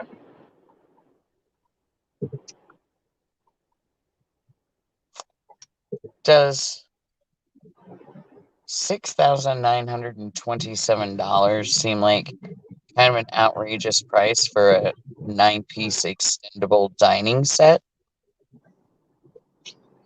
I mean, if we're talking like super luxury, no, because I've seen more expensive. But I'm just having a hard time that like rich people are like, oh, I'm gonna get a fancy table and I'm gonna order it on Wayfair. Because if I Yeah. have that type of dough, I'm going to a special galleria. I'm going somewhere where they're custom building my shit. Right. Like, I don't know. Maybe that's ignorance, but I just don't feel like they would be spending that much on Wayfair. Yeah. You know, I mean, that seems like an outrageous price for a dining set. Yes, absolutely. And but all of it's not like I haven't these, seen things that expensive, but Wayfair is supposed to be all cheap and, you know, fairly priced. so all of these seem like they're a set called the Santa Barbara set. And they all seem outrageously priced, okay, because the dining set that we just talked about is actually called the Santa Barbara. Now, the reason that I looked up Barbara is because there is a young woman, Barbara, missing from Colorado. Right. Okay. So when you look at that particular one, it seemed higher price than the rest of them around it. And it also says that its normal price, by the way, is $10,651. But it's been marked down to $6,927. I see. Then you scroll down a little bit more, right? And the Right, Santa Barbara Queen Sleigh bedroom set, $3,928 marked down from $6,040. Santa Barbara dining table marked down from $2,311 to 1,503. And why this is important too is because people have to remember, I know this sounds crazy, but people pulled up the SKU numbers for some of these items, and these SKU numbers match up with the website that is basically trafficking people.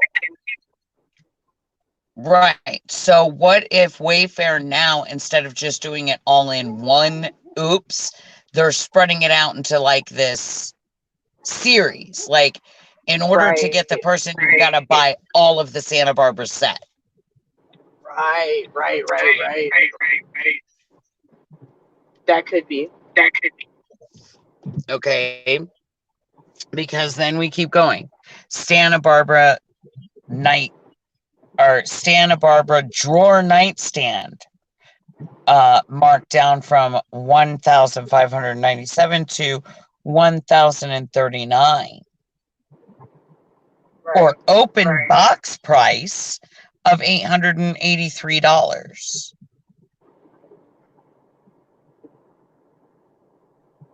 Then we have another Santa Barbara Peace Dining set, marked down from 4,443 to 2,889.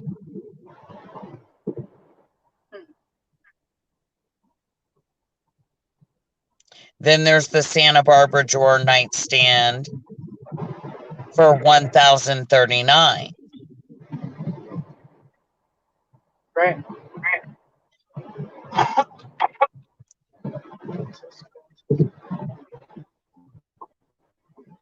Then there's the Santa Barbara drawer standard dresser for 1,386. Got their door open. Sorry, G. There's a car on the road with their door open. It's all strange. Continue. I'm just saying that seems, but okay, could still be coincidence. So Could be. I'm gonna look But up like I something said, else. with the other original SKUs that people had found with the WFX cabinets, they matched up to, I believe, a Russian website that was trafficking. And the SKUs matched children. So, I mean, and SKUs aren't something usually that like would be duplicable in that way, because SKUs are made to make each product individual. Right. So I would think it'd be harder if you had international SKU numbers and a bajillion of them. That's why they probably created the system, to streamline it to begin with. So there's that. Right. I'm just trying to think about like international shipping. Like, would you really have like 30 different versions of SKUs all around the world if you were shipping things? Because how would you know you're getting the product that you wanted? Of which I believe that the SKU system is set up correctly, and they're trying to bullshit the bullshitters because they're like, oh, these people don't know about shipping and SKUs.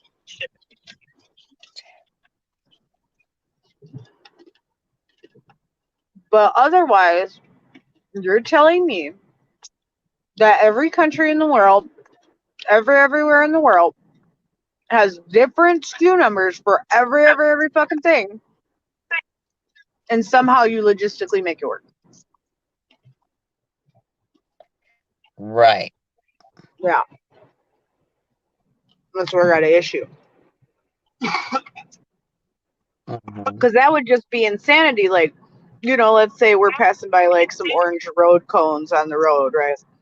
You're telling me in 30 different countries it would be all different. If one manufacturer makes those cones, it'd be 50,000 SKUs for every country. You know what I mean? Right. Like, no, that doesn't make sense. If I'm ordering the orange cones from the Orange Cone Company, it's going to be one SKU from the Orange Cone Company. It's not going to be 5,000 Exactly. SKUs.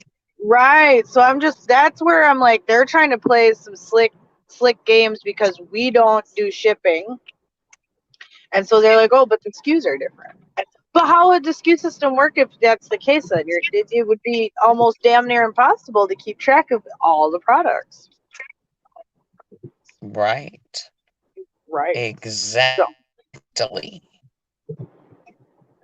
But You they know, be and with playing how us like we bold they've stupid. gotten, well, yeah, and with how bold they've gotten on the dark web, they probably think it's cuter to go on the regular internet now and do it.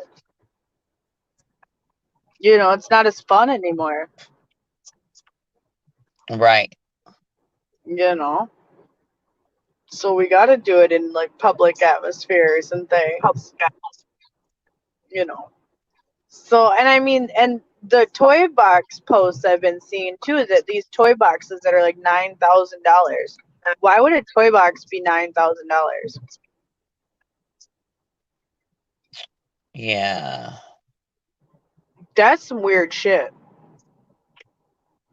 Yeah. They're also claiming the whole SKU bullshit and overpricing because that was, I believe, Walmart's website. Now we're not going to give them that much credit because we already have bitched in the past many Christmases about Walmart's online. Okay, so Right. right. So I'm gonna give them a tiny benefit of the doubt just because they're on bullshit most of the time anyway. But what was interesting is that they had two listed at like a normal price, but one was $9,999. Why would one be $9,999?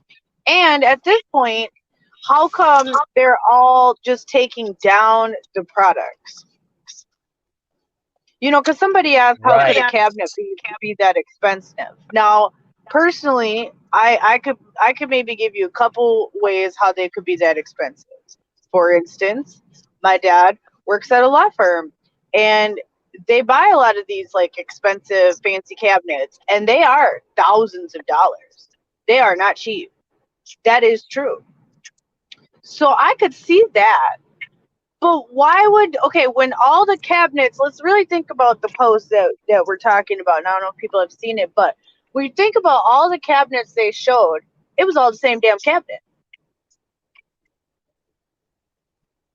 There weren't like, oh, this cabinet has 5 different shelves, or this one has a door that opens on the other side, or something to justify why there would be like 15 of these same cabinets at over 10 grand a piece.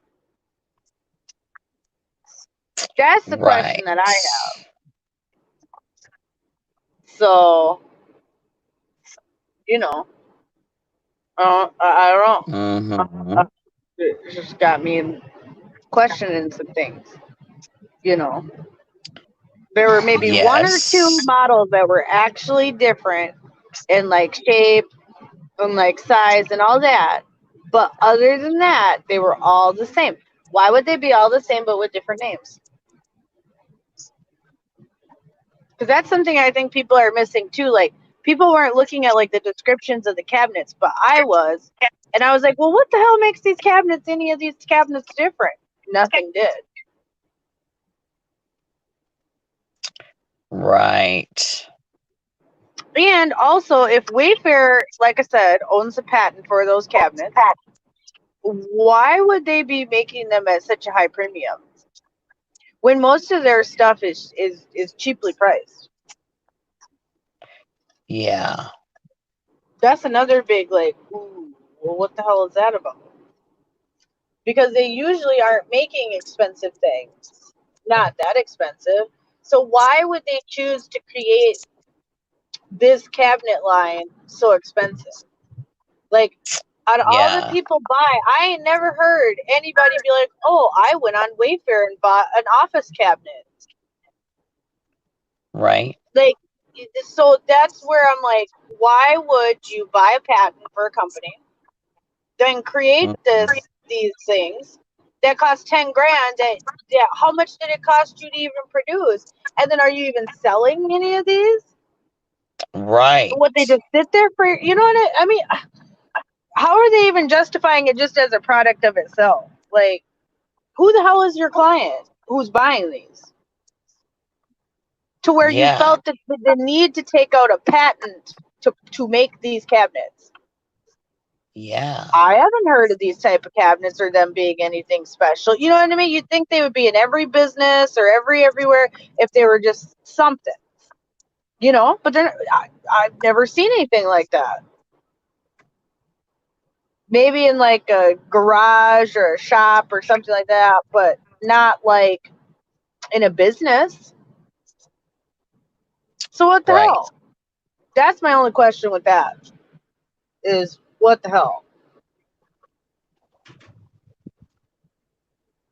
Because there's just a Right. bunch of what the hell there.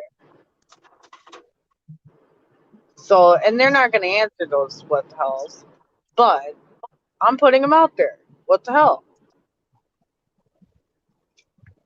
Like, if somebody can, show me a business who's purchased one of these at any point, maybe I'd have a better time being like, okay. Like I said, I know some cabinets can be that expensive. Have seen it. But from Right. Wayfair, that's where I get a little sketched out. I'm like, because you'd think it'd be like an office supply store, somebody who's known well in office supply furniture cabinets. Like, that wouldn't be my first thing to be like, oh, yeah, Wayfair. Right. I had never even heard of Wayfair. Oh, you haven't heard those? Yeah, you haven't got TV. So, like, for like the last 10 years, they always had, Wayfair, you got what you need. Like, they've had this commercial on for like all the time. I don't have TV. I know, that's why I said that's how you don't know about this commercial. But like the last 10 years, gee, it's been Right. on like all the time. Like, it's popular. It's like I don't know, like Amazon for like home goods or something. I don't, it's like an online home goods store, Tuesday morning type store. Some stuff is cheap, some stuff isn't, but like you can usually find like any type of furniture you want, you could find on there. That type of stuff. Throw pillows, accent rugs, curtains, that type. But it's like home furnishing. Which is why I'm like, when jump to office furniture? And not even office furniture, office cabinets. And not even office cabinets. Cabinets we put a patent out on and we decided to make ourselves because we felt like that was going to make us money over like the bullshit throw pillows and couches we sell every day. Like, see, that's where I lean to the side of conspiracy, because as a business, who's buying these? Is this like a bajillion-dollar business? Do I need to be making these cabinets? Like, because if it's not something nefarious, what the shit? A metal cabinet, $10,000? I'll figure out how to become a machinist real quick. See, where I'm like, yeah, sounds like some bullshit. That's all I can really say. It just sounds like some bullshit. Like, I don't even, like I said, I've seen fancy furniture stores. I realize they exist. That's why I think a lot of people are trying to laugh about this situation because they're like, oh, ha, ha, ha. There's expensive furniture a lot of places, which I get that. Like I said, I've seen it. But this many kinds, all the same, not different. All have names connected to missing children. Right. I mean, that's super sketch.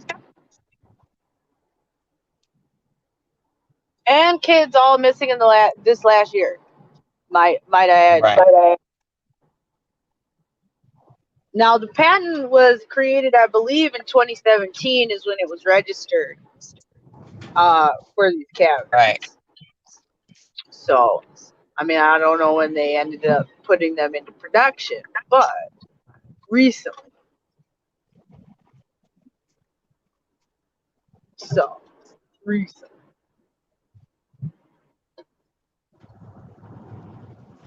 Yeah, I don't know. Sketchy. I don't trust it.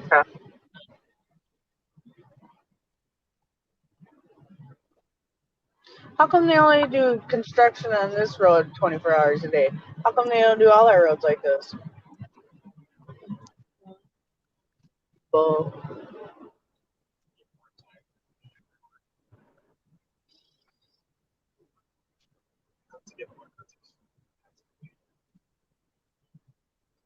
So, I mean, I think it's a big issue though. Everybody's been talking about it. A lot of people have their opinions about it.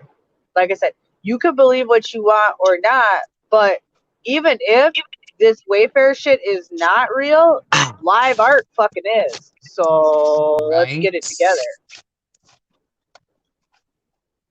Regardless, children are being trafficked daily in America, regardless. And they're Right. being trafficked somehow. And so at least people on the internet are trying to figure out where the hell the kids are going, unlike these people who want to bitch about it. What are you doing? You know what I saw the other day? There are groups of people now going out and they've been trying to find some of these kids. And dude, they found one of these girls and like snatched her from her captor and brought her home. And this was on a live the other day. People have said like if the police aren't going to start doing something, they will. Right. Which we need more groups like that. If we could figure out where some of these kids are being held up, let's snatch them back. Shit. Most of these guys are pussies anyway. That's why they take little kids. You know, I think if there was some pushback or even people who cared who then didn't just act like, oh, out of sight, out of mind. Because, see, I think that's half the problem. They're like, oh, well, I didn't hear anything about it, so, you know, it's fine. No, it's happening right now as we speak. It's occurring.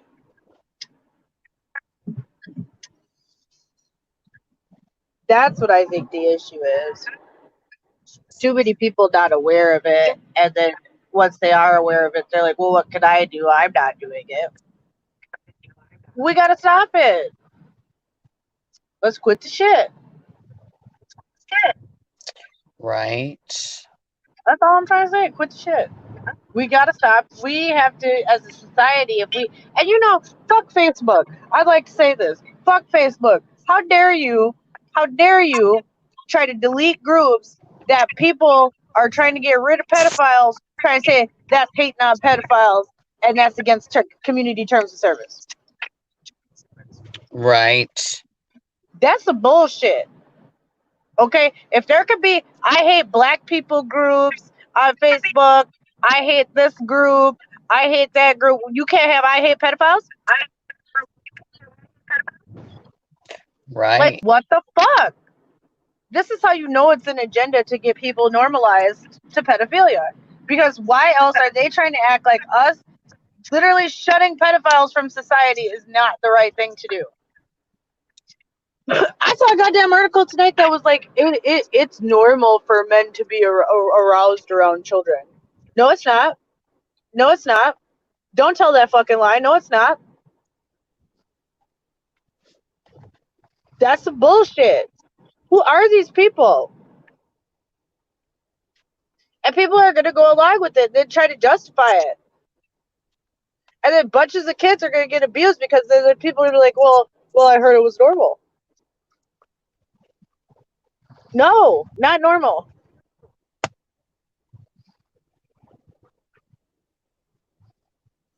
It's Right. ridiculous. Not at all. No, I Normal. can see how people's brains could be trained that way, or if you didn't know any better, you could think it was okay, right? But this ain't that, so no. And I'm gonna say 99% of society ain't playing that shit. So why are we allowing them a space? This isn't even like LGBTQ shit. Like, okay, you can have your space for that, but pedophiles never. And Right. anybody who tries to defend a pedophile is bullshit. And you might as well be a pedophile too. Yep. It's bullshit. Absolutely. Yeah. This is just something, not saying that people's brains couldn't be messed up or that, it couldn't bring them to, crazy shit. Okay, I'm not saying that. But what I am saying is to act like it's okay. That's where I fucking draw the line. There may be people like that. There may be. But we draw the line at making it fucking okay. Like that's where I'm at. You can have these crazy fuckers, but Right. we're not gonna sit here and act like, oh, it's all normal. It's okay. It's okay to be like that. It's okay to diddle kids. No. Look, kitty diddlers, this is some bullshit. Okay, they're coming for the kids. And we need to, but you know what? One of the things too is half the scary part about COVID is half the kids aren't in school, so they're probably being at home, not being abused. But then some of the kids ain't at school, so then they ain't being abused there. Because we know a lot of teachers that even recently have been getting in trouble for that. Oh yeah, speaking of, Mary Kay Letourneau just died. Remember Mary Kay Letourneau at Billy Palau from the 90s? Right. The teacher who married her student and they had kids in prison.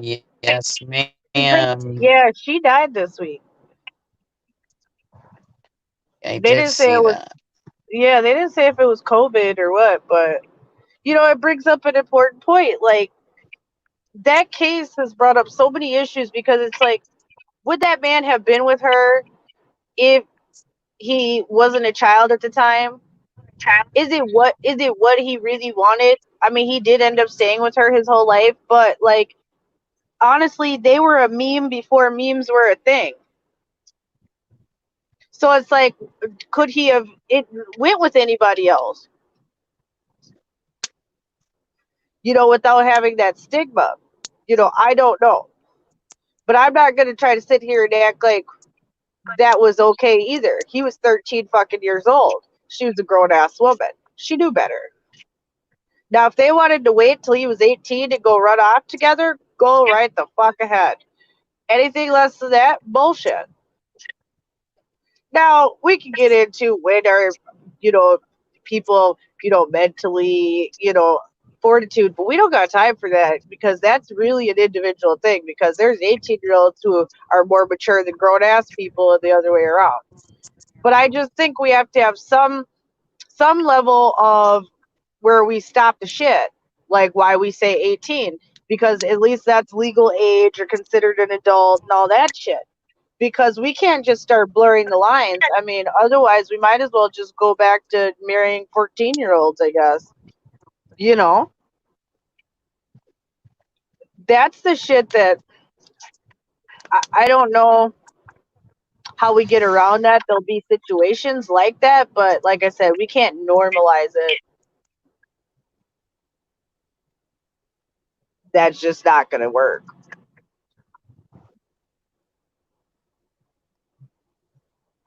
Because I just feel like that's just priming the kids to get them, it's conditioning. Like when Oprah said that ignorant ass shit. Right. Right.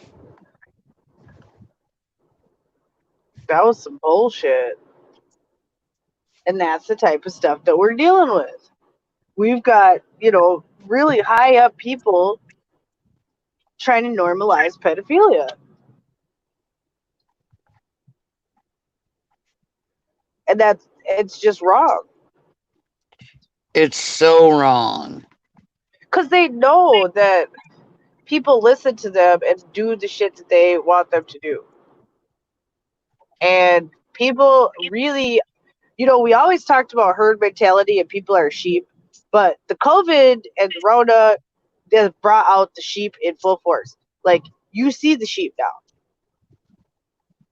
And now the sheep go bop when the government says wear a mask, bop. Do this, social distance, bop. You know what I mean? How hard would it be now to be like, oh, be a kitty diddler, bop? Right.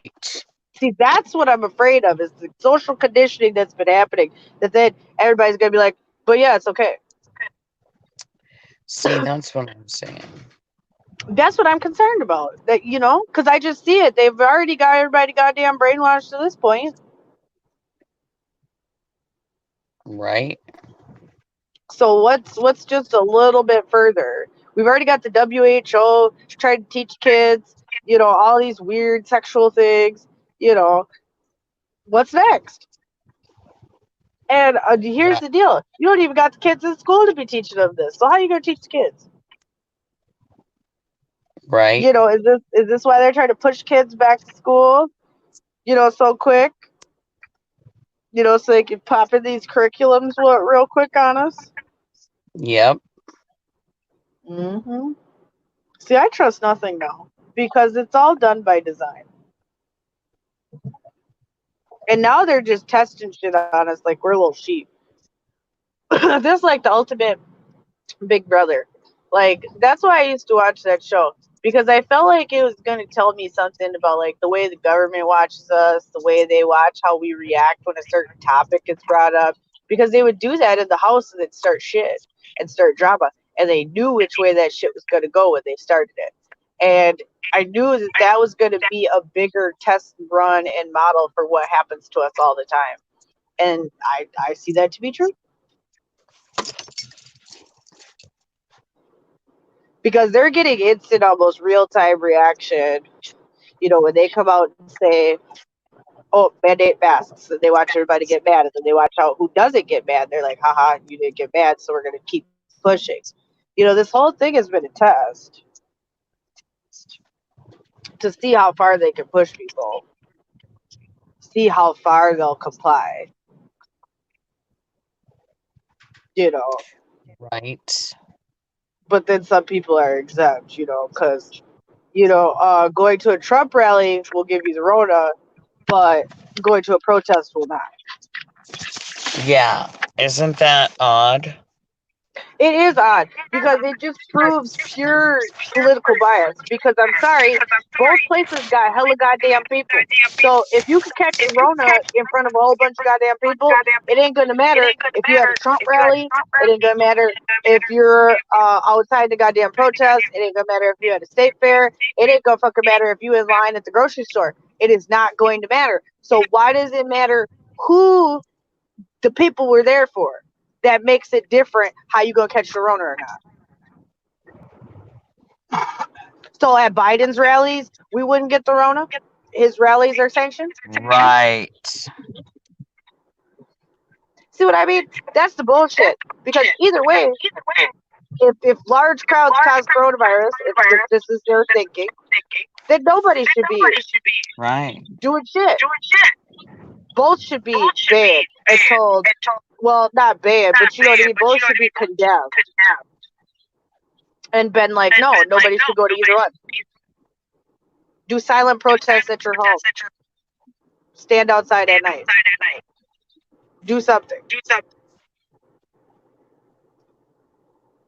But not just, if you go to a Trump rally, you're definitely going to catch the Rona.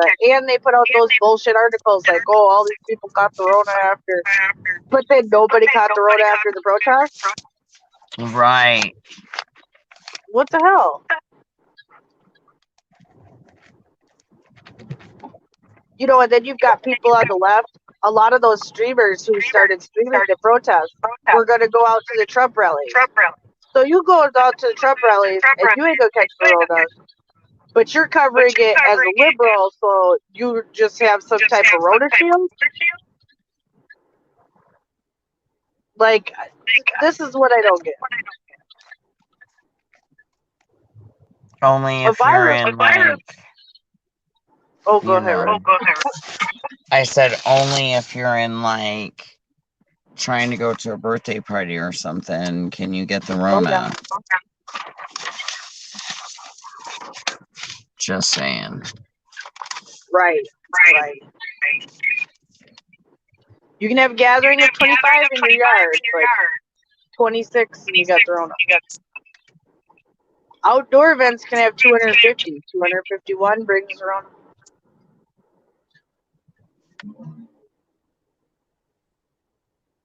What was that guy doing? Yes, he did. Yeah, so that's the part that just really just irritates my soul. Because the virus it doesn't pick unless it's a bioweapon, which we've talked about that. Right. Otherwise, it's non-discriminatory. Doesn't matter what you look like, don't matter what color you are, what socioeconomic status you are. It doesn't matter. Right. So they're gonna have to pick a narrative. You know, first they acted like, oh, it was all about haircuts, and you know that's why people didn't want to do the masks and wanted to reopen. And then now our governors are threatening us. Oh, we'll hold the economy hostage unless you wear masks. Oh, so the economy is being ruined. Right. Which is what we were saying by the ship being closed. And you were saying, oh, no, it's fine. It's just on pause. It's okay. But now your governor and mine both threatening, if we want, your governor went as far as to put out a goddamn meme that said a mask equals freedom, which I thought was extra bullshit. Extra. Oh yeah. We've been on extra bullshit. Yeah, Polis has been on extra bullshit, but that was supreme bullshit right there. Oh yeah. Mask equals freedom. Bullshit. What is your mask saving you from? Unless you have an N95 or level 3 grade mask, of which the reason why they even have surgeons wear surgical masks is because they pump oxygen into the goddamn OR so that you don't fucking pass out from having the goddamn mask on. Where's our oxygen? They pumping oxygen out for us? No. Do I get my own oxygen tank? No.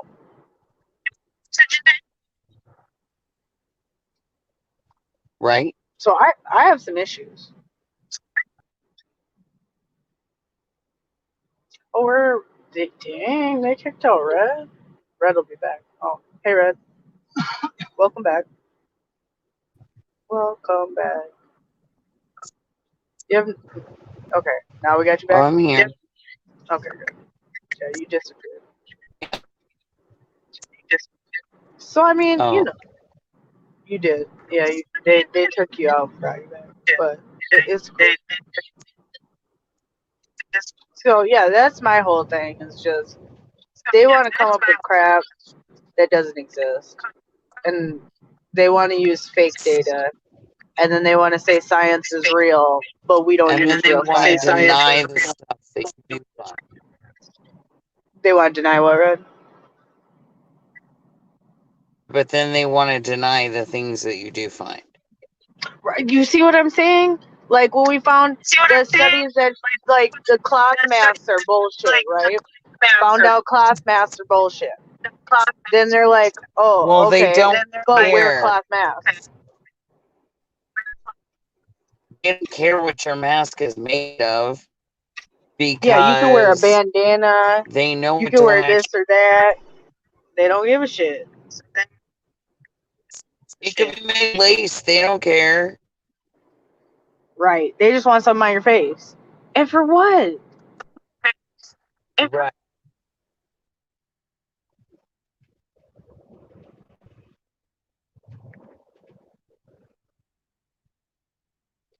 Control.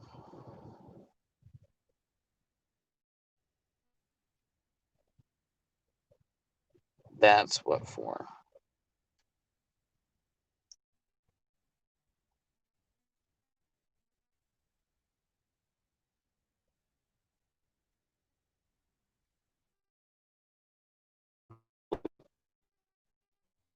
Oh, it took her away.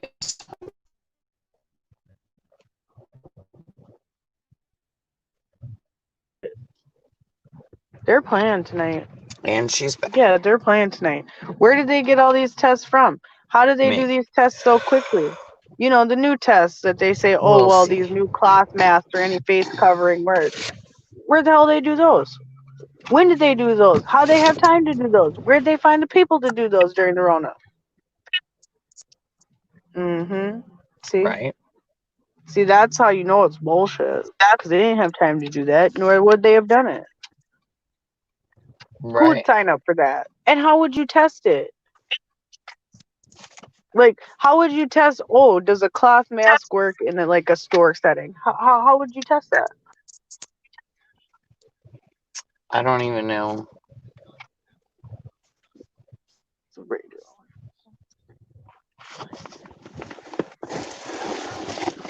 Yeah. So, I mean, I don't know. It's just ridiculous.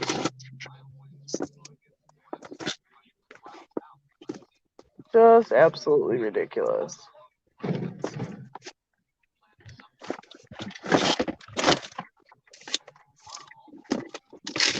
So, yeah, I'm just rolling into home. So, I gotta get my crap upstairs. So, I don't know if you want to wrap it up or end it or Yeah, what. no, let's wrap this up and say goodnight. All right. Let's do this. Dare to be different, dare to be you, and dare to learn to love yourself unconditionally. And from the land of 10,000 lakes and from the highest desert valley in the great American Southwest, good night, universe.